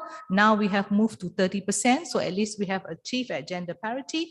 But in the private sector, we are not there yet. It is at 27%. But if you look at the number of women that has now entered into the public universities, we now see a 61.4% over the boys. You know, I don't know where they are, but actually now the women in the public universities is already 61, and the women in the private universities is now 54.3, which is again more than the boys, right? So even in the STEM related fields, we find that the number of female students enrolling is now much higher. In agriculture, we have more women, for the exception of engineering. Most other STEM areas and discipline, we now have more women. So the next step then would be how we then translate this STEM knowledge into relevant professional fields. And the thing is, this is women entering the universities. Did they graduate? Did they do well? Did they do postgraduate? So at the end of the day, we find that in terms of qualification, 79,000 females graduate with degrees, postgraduate degrees, right? Compared to 72,000 only males that have all the same kind of qualification. But if you look at the employment agenda, 15.24 million, you find that 9.29 million are men and only 5.92 are women. So basically women, despite being more highly educated, more qualified than the men, but when it comes to employment, we are employed less. All right. So basically, what is some good news? At least have some good news before lunch, right? So if you look at the number of female researchers in the world, we find that female researchers are usually underrepresented in many ASEAN economies as they are across the world, but almost half of Malaysia's researchers are female. Even we are doing better even in United Kingdom compared to United Kingdom and Japan. So basically, United Nations have now declared Malaysia as a world leader in encouraging girls and women to participate in science. So that is one good news that we see for Malaysia. But at the end of the day, as a scientist, I have to ask the question, how many of these leaders are actually principal investigators? When they talk about female researchers, that means they are research officers, they are all in the lab working, a research assistant, but essentially not very many are actually PIs.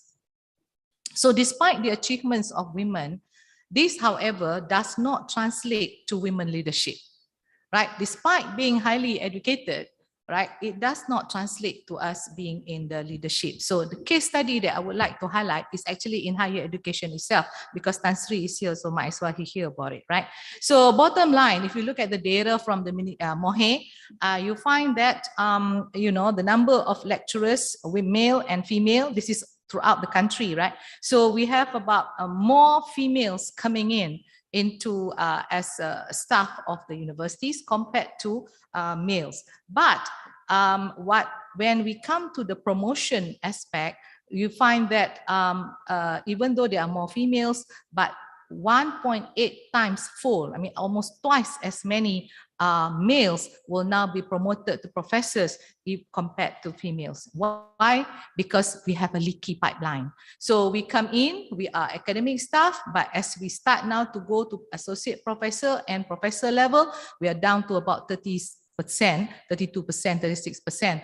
That's all we have in Malaysia in terms of the number of professors in the country that are females. So because lesser and lesser of these women get to be promoted, even if you look at this current scenario of the leaders in the universities, especially in the public universities, women VC have gone from 4 out of 20 public universities to now 2 out of 20. But although there is a decrease, that means we did not achieve gender parity for women leaders in the public universities, but we begin to see a rise of females now becoming TNC, Timbalan Naib Chancellor, all right? But the thing that I want to ask is that why be number 2 when we can be number 1? All right, so and as Tan Sri Jamilah mentioned, you know, you don't see very many women on the university boards. And this is another thing that we need also to look into, because as we have seen post-COVID, if more women are on the university board, either university boards or in organization, you find that the organization does better. So the question that we want to ask is, why do women hold back? Why is there a decline in leadership at decision-making level? Right. Number one is that the question is that whether with all the great skills and abilities that we have, why do we hold back? Or in essence, are we held back? That's why we could not go forward. Right. So the first reason is fear of failure. Whether you like it or not, this is happening. Wrong decisions, wrong words said will cost women their jobs, reputation, and success. And this is happening also in the departments in the universities. So we do not value, basically what is happening is that we do not value the work that women do, which if everyone started to fight over the same job, women would face the risk of losing out over their male counterparts. All right. The other one is, of course, why we didn't get up there is because of family matters, because of work-life balance, right? We always torn between work and family. And the thing is, if you are in this position and you're starting to move up in the organization, starting a family will make the employers think that the woman is vulnerable, the woman is inefficient, and the woman's gonna be unmotivated because once you start having the family, she cannot spend enough time concentrating on the job. Usually she can go home by 6 or 7 or 8 or whatever it takes to finish the job. But once she has a family, she has to go home at 5, she has to go home at 4:30. You know, that kind of stuff affects what's happening in the department, and also may affect whether she gets promoted or not to become a director or a dean or whatever. So this is where I said the need for a supportive husband, a family support, and for some lucky mother, a great maid as a helper that stays for you for a long time. And that's why I said in my video, you know, shop around before you marry, so that you have that supportive husband. But the other thing that is now happening, especially with the kind of stress that we face while we were under lockdown and working from home, when the going gets tough, women in Malaysia actually left their jobs. And data is showing that women in Malaysia leave their jobs at age of 26 and never return. Unlike in Japan and Korea, when they have a family, they will leave to take care of the family and they will return at the age of 35. Right? They will return because there's a policy to allow them to return.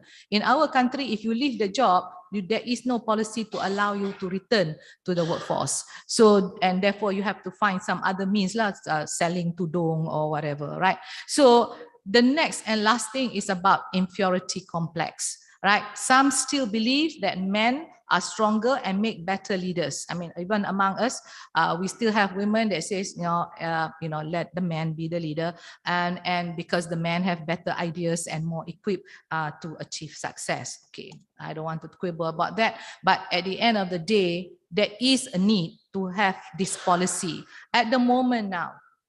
Okay, quote unquote, even in any of the public universities, right?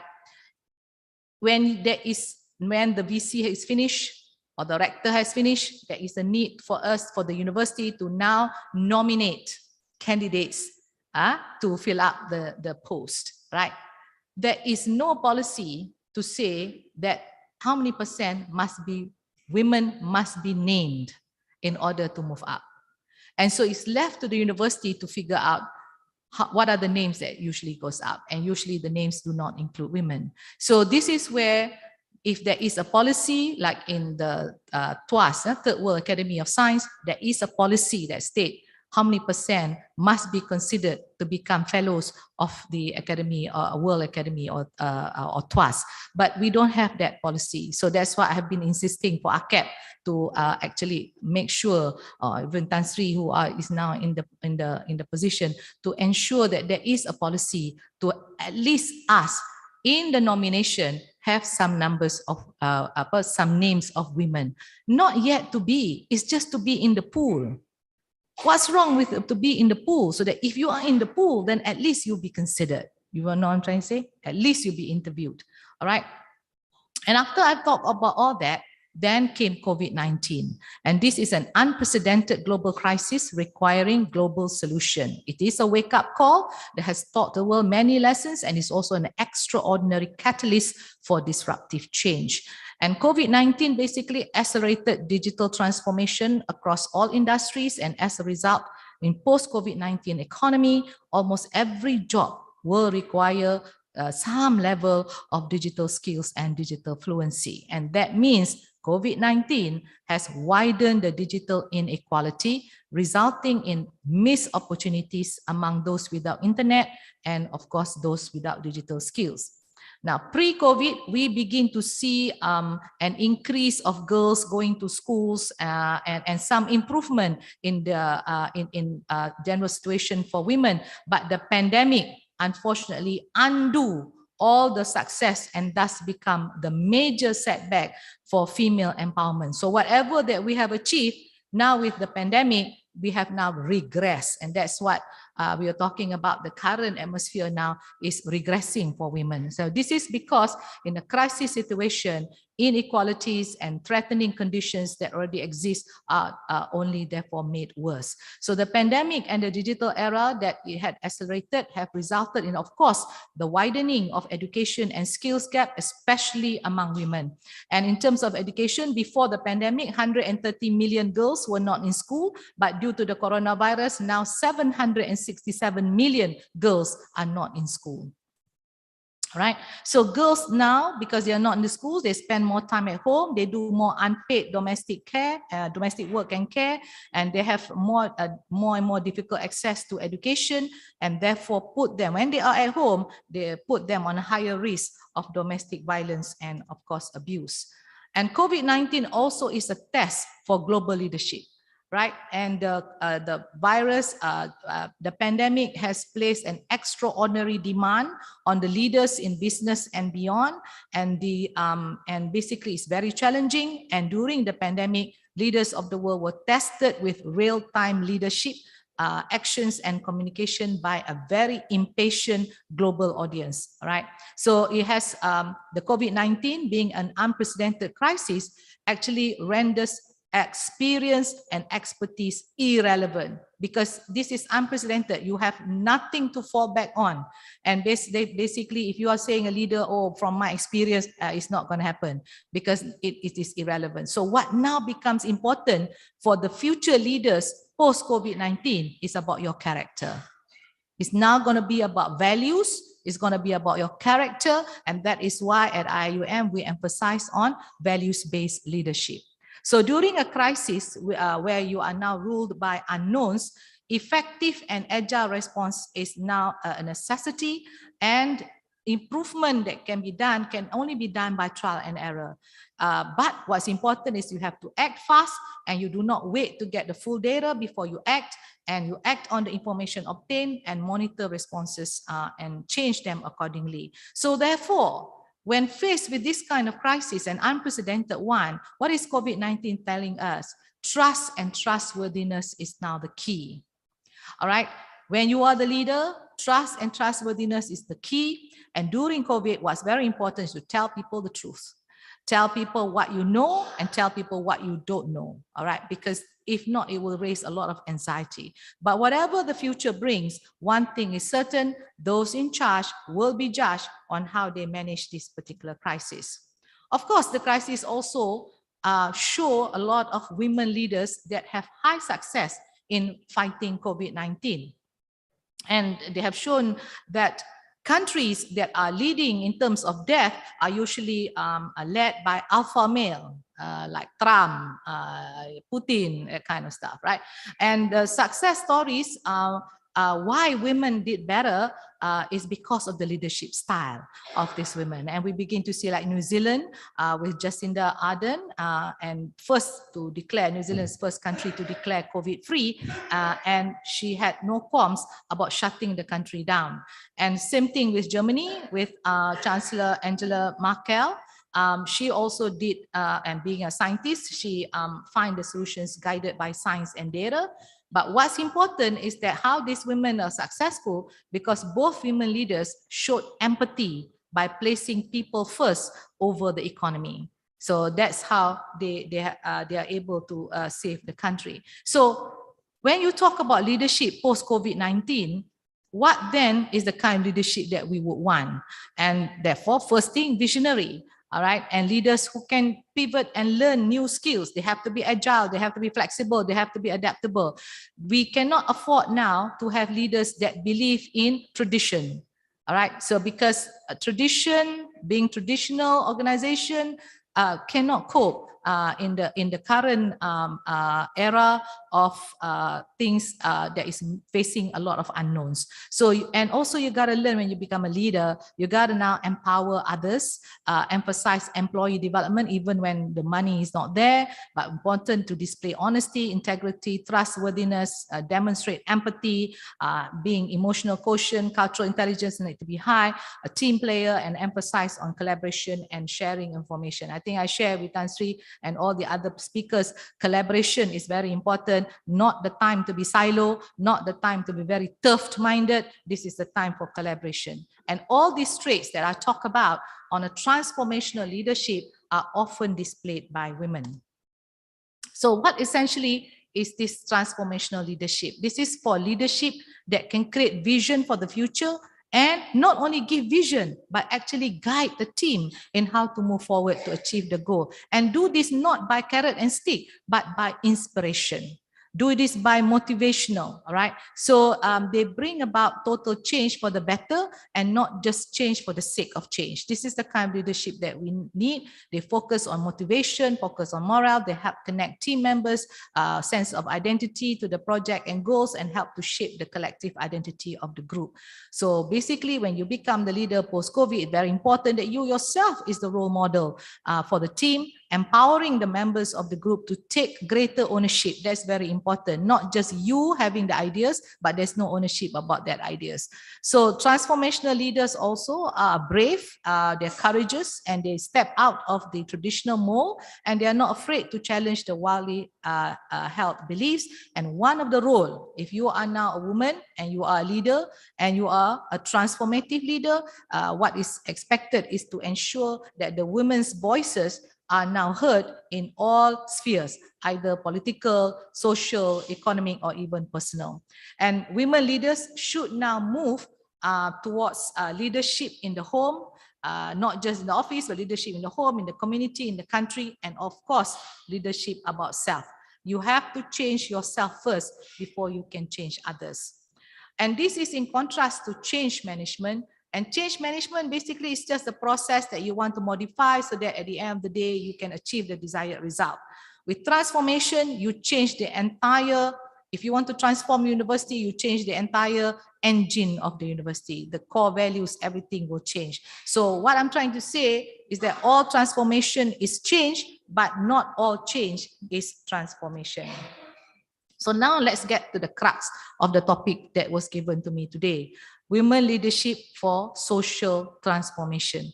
I mean, there's a lot of talks about social transformation, but among the definition include the commitment to address all forms of inequality, injustice, and violence that impact upon people's lives at a variety of times and scales. Now, this is about having women leaders who recognize that for social transformation to take place, being inclusive is a must, and that having gender inequality is unacceptable. So this is, of course, in line also with Resolution 1325 and of course with the SDGs.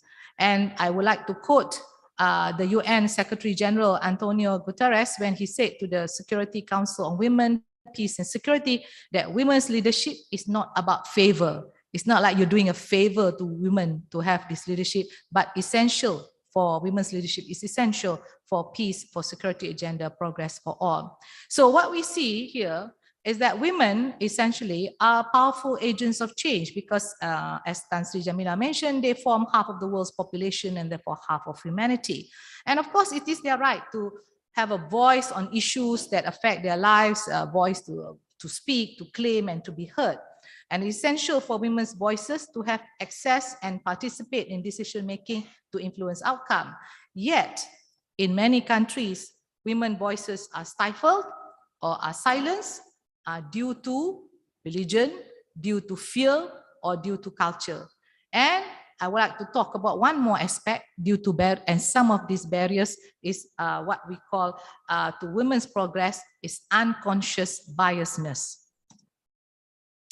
So what kind of mindset change do we need to overcome these barriers? This is TikTok happening every day among all of us, not yet waiting for a national agenda on WPS. So basically, in any organization, the mindset of preconception of women's roles and abilities, I think, are the most important barrier to any career development or career advancement. And people usually make assumptions about women at work and as leaders based on the stereotype roles in society. And often, the women are limited in their advancement or worse, never given the opportunity because of this bias. All right. And it gets worse when much of the bias that people have toward women is unconscious. Right?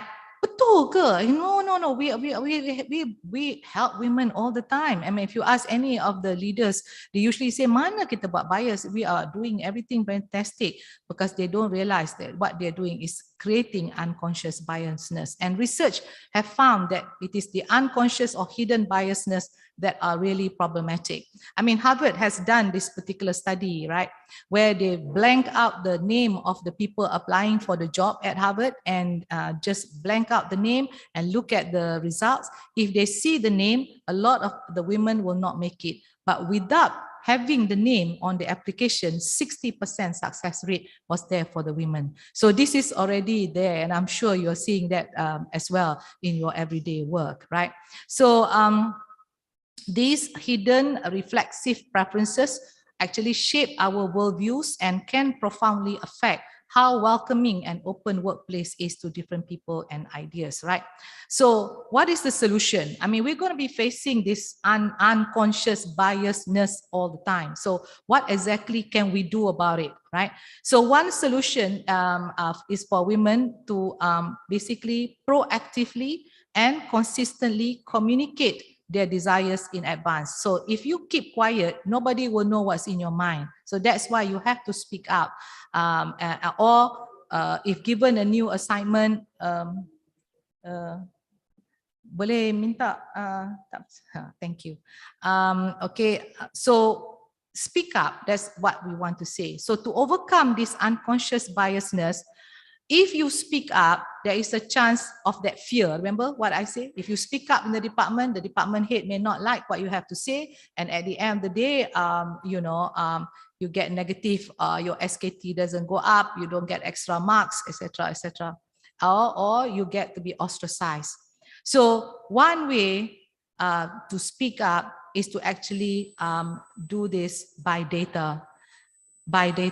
Because if you show the data, then you can say by the data, evidence-based, there is a need for us to make the change in the department or in the university or in the kuliah. So this is something that we can do to cut back, because evidence-based will actually cut back perceptions and unconscious biasness. But our problem is the lack of sex disaggregated data is the problem when making decision. Why? Because all the registrars in the universities are not trained to actually gather data. They will do this frequency graph for you, etc. But they never tell you between male or female. This is where it has to be a policy, sex disaggregated data when I was at USM, I made sure that the university shows, when I say, okay, how many female, how many professors, I need to show how many male and how many female. You need to train the administrative staff in the university or in any organization to actually show this sex segregated data so that now you begin to make correct decisions and policies. So you also need to generate policies that women candidates must be nominated to become leaders in the public or private sector, and you also need to have policies that allow or facilitate women to return to the workforce after having children or a leave of absence. So, like for example, if you're already a leader, you are already the brigadier general, if you're already a leader, not all women leaders, I have to say, sorry to say this, not all women leaders champion for women issues. Right? Not all women leaders champion for women issues because it was so hard for that woman to get to where she is. And as soon as she hold that position, she will say, you know, I behave like what it is, therefore, why should I now be able to cater for a woman? You just have to work your hard as well to get to where I am today. So the other macam tu juga. But what we want to say is that if you are already a leader, what can you do? Sometimes you are a leader, but actually you are not trained in women gender kind of thing. You know, you're trained in your domain expert, and therefore you want to help, but you really don't know how to help.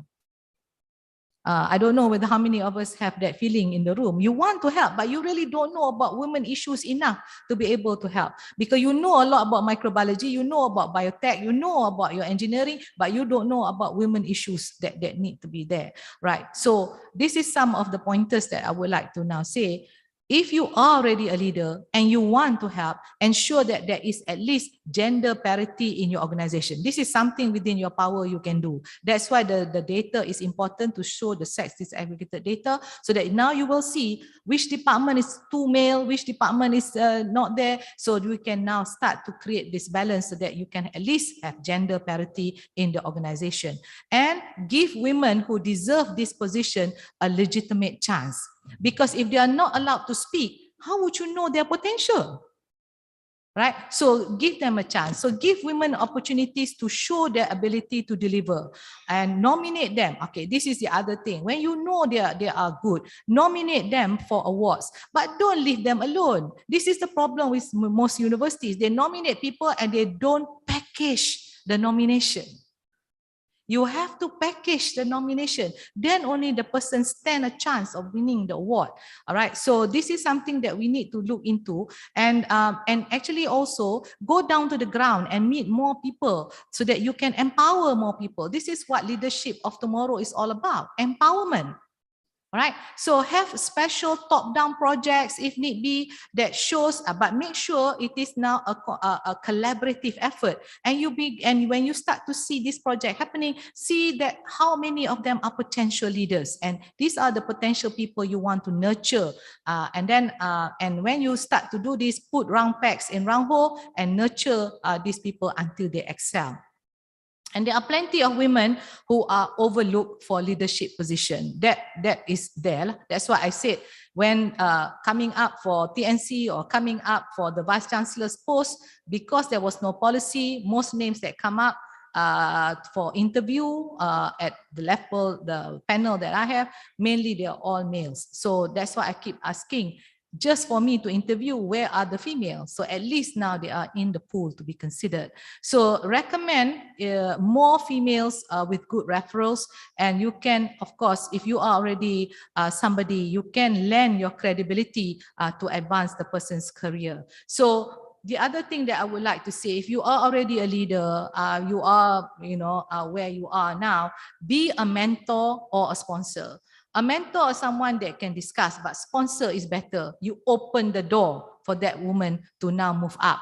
All right. So inspire them to dream bigger and do this in a realistic way so that you're able to implement. But if you cannot implement, at least if you are a leader, make sure that there is fair in the workplace. All right. So, and therefore, why now do we need this women, peace and security?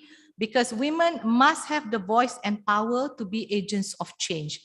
And we must take charge. This is what I agree with the previous speakers, that even Tan Sri Jamila is also saying, we must take charge of our destiny. We cannot afford to wait for a national action plan on something or other, because these dialogues and these resolutions will continue and continue and continue. At the end of the day, when does it get to the ground, people? All right. So bottom line is that the ecosystem, as you know it and I know it, is not going to happen overnight. I think Tan Sri also mentioned, Tan Sri Zul also mentioned, the ecosystem is not going to happen overnight. All right. It's not going to change overnight. But the thing is, we have to live with it day by day. So women's voice and capacities, as well as real gender perspective, are critical to local dialogues. We get better policies and more equitable peace deals. And of course, this WPS agenda has a transformative potential. It's a powerful tool to make that change. And we need to, of course, ensure gender perspective and women's participation and all that. But the agenda, as we know it, has been recognized internationally, but there are still challenges. We understand that. And to realize the transformative potential of women, peace and security, it's time to move from verbal commitment to action. And this is what I'm trying to say. Action is critical to build a sustainable and peaceful world for all of us. By action, we can start. All of us, don't wait until you become a leader. All of us are Khalifah, right? All of us now should be in the position to now be a transformative leader, starting with self, starting with the individual leadership, so that we ourselves become the change agent, so that now we can take charge of our destiny and help to undergo social transformation to ensure a sustainable change in society. Because when we have the transformational women leaders, it will lead to now social transformation, and that will lead to the change that we are now expecting. 2 minutes. Okay. Let me now share with you cleaning up Bangladesh. Share with you some of the experience that women face every day, even though you are a hotshot in science. Like, for example, Rita Caldwell. In 1956, Rita Caldwell, a giant microbiologist, a giant in microbiology area, for her work on cholera. And she was denied fellowship simply for being a female. And this is in 1956, trying to get into Purdue University in the United States.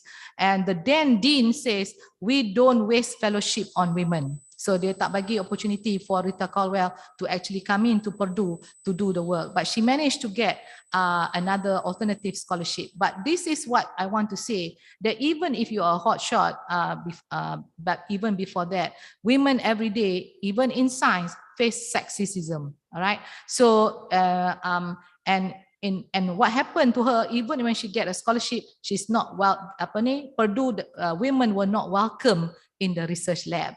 So you are lucky today that you can come into the research lab, but before it cannot be done. So she had to have her own lab. And what she has done is to discover that Vibrio cholera actually grow on planktons rather than just from the gut of human. And that is going against the theory, against most of the male scientists. But she did not stop there. She's continued to be motivated. She is an action-oriented researcher. She went to Bangladesh, and because Bangladesh is heavy in cholera cases, and actually even faced with skepticism from the people from Bangladesh, she managed to now show them that when she fold the cheap cotton sari, fold them 4 times and then filter the water, it will remove the zooplankton, and the cholera cases in Bangladesh start to drop. So, and that is when the women show, remember, by action, you undergo social transformation by action, show that it can now change, and the women in the village all now filter their water. And this is where filtering of water now becomes the game, and they're using their sari to actually filter the water, and for that the number of cases for cholera starts to go down. And years later, when she returned to Bangladesh, they found that the people in the village are still using sari to filter the water. That concept has gone there. She, in her small way, has created a social transformation, a sustainable change in society. So when challenged, rise above it. I also have I don't have the battle of what Tan Sri Jamila has gone through, but I too have my own war and battles, but in science, right? When I was the director and founding director for Institute for Research in Molecular Medicine, Tan Sri Zul was my vice chancellor at that time in USM. In Inform, who is now a HICO, in 2008 became the second institute in Malaysia to win the Islamic Development Bank prize for science and technology for USD $100,000, right? And we won that because Tan Sri brought the idea of Apex agenda to help people of the bottom billion, and I translated his vision into Inform to make cost-effective diagnostics to help the people of the poor and the Ummah. As the founding director, I went to Jeddah to actually collect the award, and I didn't know that when I went there, no woman had ever won the award before. And when my name was called up many times, I stood up, I was beside my husband, I stood up and I was asked to sit down. I was asked to sit down. 3 times my name was called up and I was asked to sit down, and they insisted my husband to receive the award because in their mind, no woman can ever win an award, especially in the area of science and technology. All right, and this was in 2008. So finally, the science officers managed to calm this guy down. So I was allowed finally to go on stage. But when I went up on stage, King Abdullah, the then king, was there. And again, he was also surprised because for the first time, women never gone up on stage to get an award before. He stood up and mashallah, that's what he said to me. And he stood up, and as soon as he stood up, 10 guards all draw their swords, you know, to protect King Abdullah, afraid that I'm the one who's going to create problem for King Abdullah. So, King Abdullah didn't know what to do with me. He says, mashallah, and he shook my hand. And probably, I don't know whether that was a no-no in Jeddah, but it made into Arab news front page the next day, okay? So, I saw that as a vacuum, women in science not there in Jeddah. So the next year, I returned this time to Islamic Development Bank, but as the judge for the Science and Technology Prize.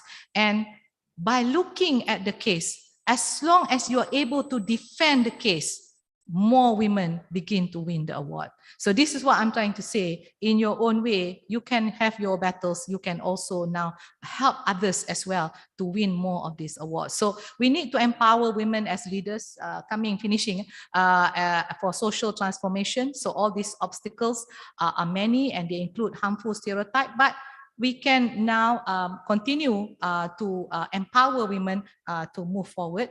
So how do we do that? Education, ladies and gentlemen, is the key to gender equality. SDG 4 is about quality education, but before talking about quality, education itself is a basic human right. And in Malaysia, we guarantee free education up to standard 6. So education can have a major impact on the lives of the girls and women, and even for boys and men, because education, they can now participate in social, economic, political life and a base for development of a democratic society. But unfortunately, we live in a world, even education is characterized by extensive gender inequalities. So the problem is not about accessibility to education. The problem is about completion of education. Even if you now, ladies and gentlemen, enter IIUM, enter the university, what kind of quality education are you receiving and what kind of skills are you receiving? Are the skills that you receive enough for you to now cope in the future world? Are you enough to become a nation builder? Is it enough for you to be a job creator instead of just becoming a job seeker? So the general lack of sex disaggregated data further limits the effective policy decision making on gender equality. Ladies and gentlemen, I don't expect miracles, but we do need to strive for improvement. So, Excellency Pascal had asked, what's next? We have been discussing about this topic I said lah now because it's very Malaysian so that we can understand. So we have been discussing for this topic for a very long time. Global problems, ladies and gentlemen, need global solution. This is no longer about individual leadership. This is now talking about collective leadership. So if we want to now change, right, the collective leadership all right, need to understand the bigger agenda. It is a interplay of many agendas to make women, peace and security happen. So we need a whole government approach and a whole society approach that includes civil society, etc., to turn around all these topics about women, peace and security. We cannot afford to be doing this now piecemeal, and we cannot afford to be doing this championed by only certain ministries. It has to be an interplay of whole nation approach and whole society approach. So if all this fails, if we are still in the preparing mode, even by 30 years from now, right, at least we have a trump card, ladies. The hand that rocks the cradle rules the world. So imagine if that hand that rocks the cradle is an educated mother. She then has the power to educate the future generation, to change the world and make a positive difference to social transformation. So lastly, I end by saying, ladies, be seen, be heard, and help other women when given the opportunity. Because if one of us succeeds, we all succeed. Sekian wabillahi taufiq. Assalamualaikum warahmatullahi wabarakatuh.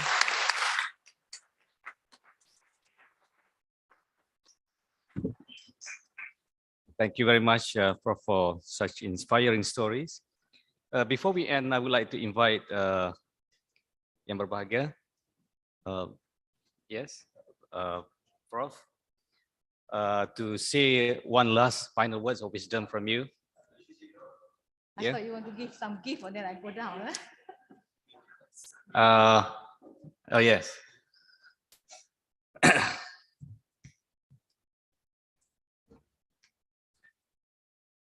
Okay.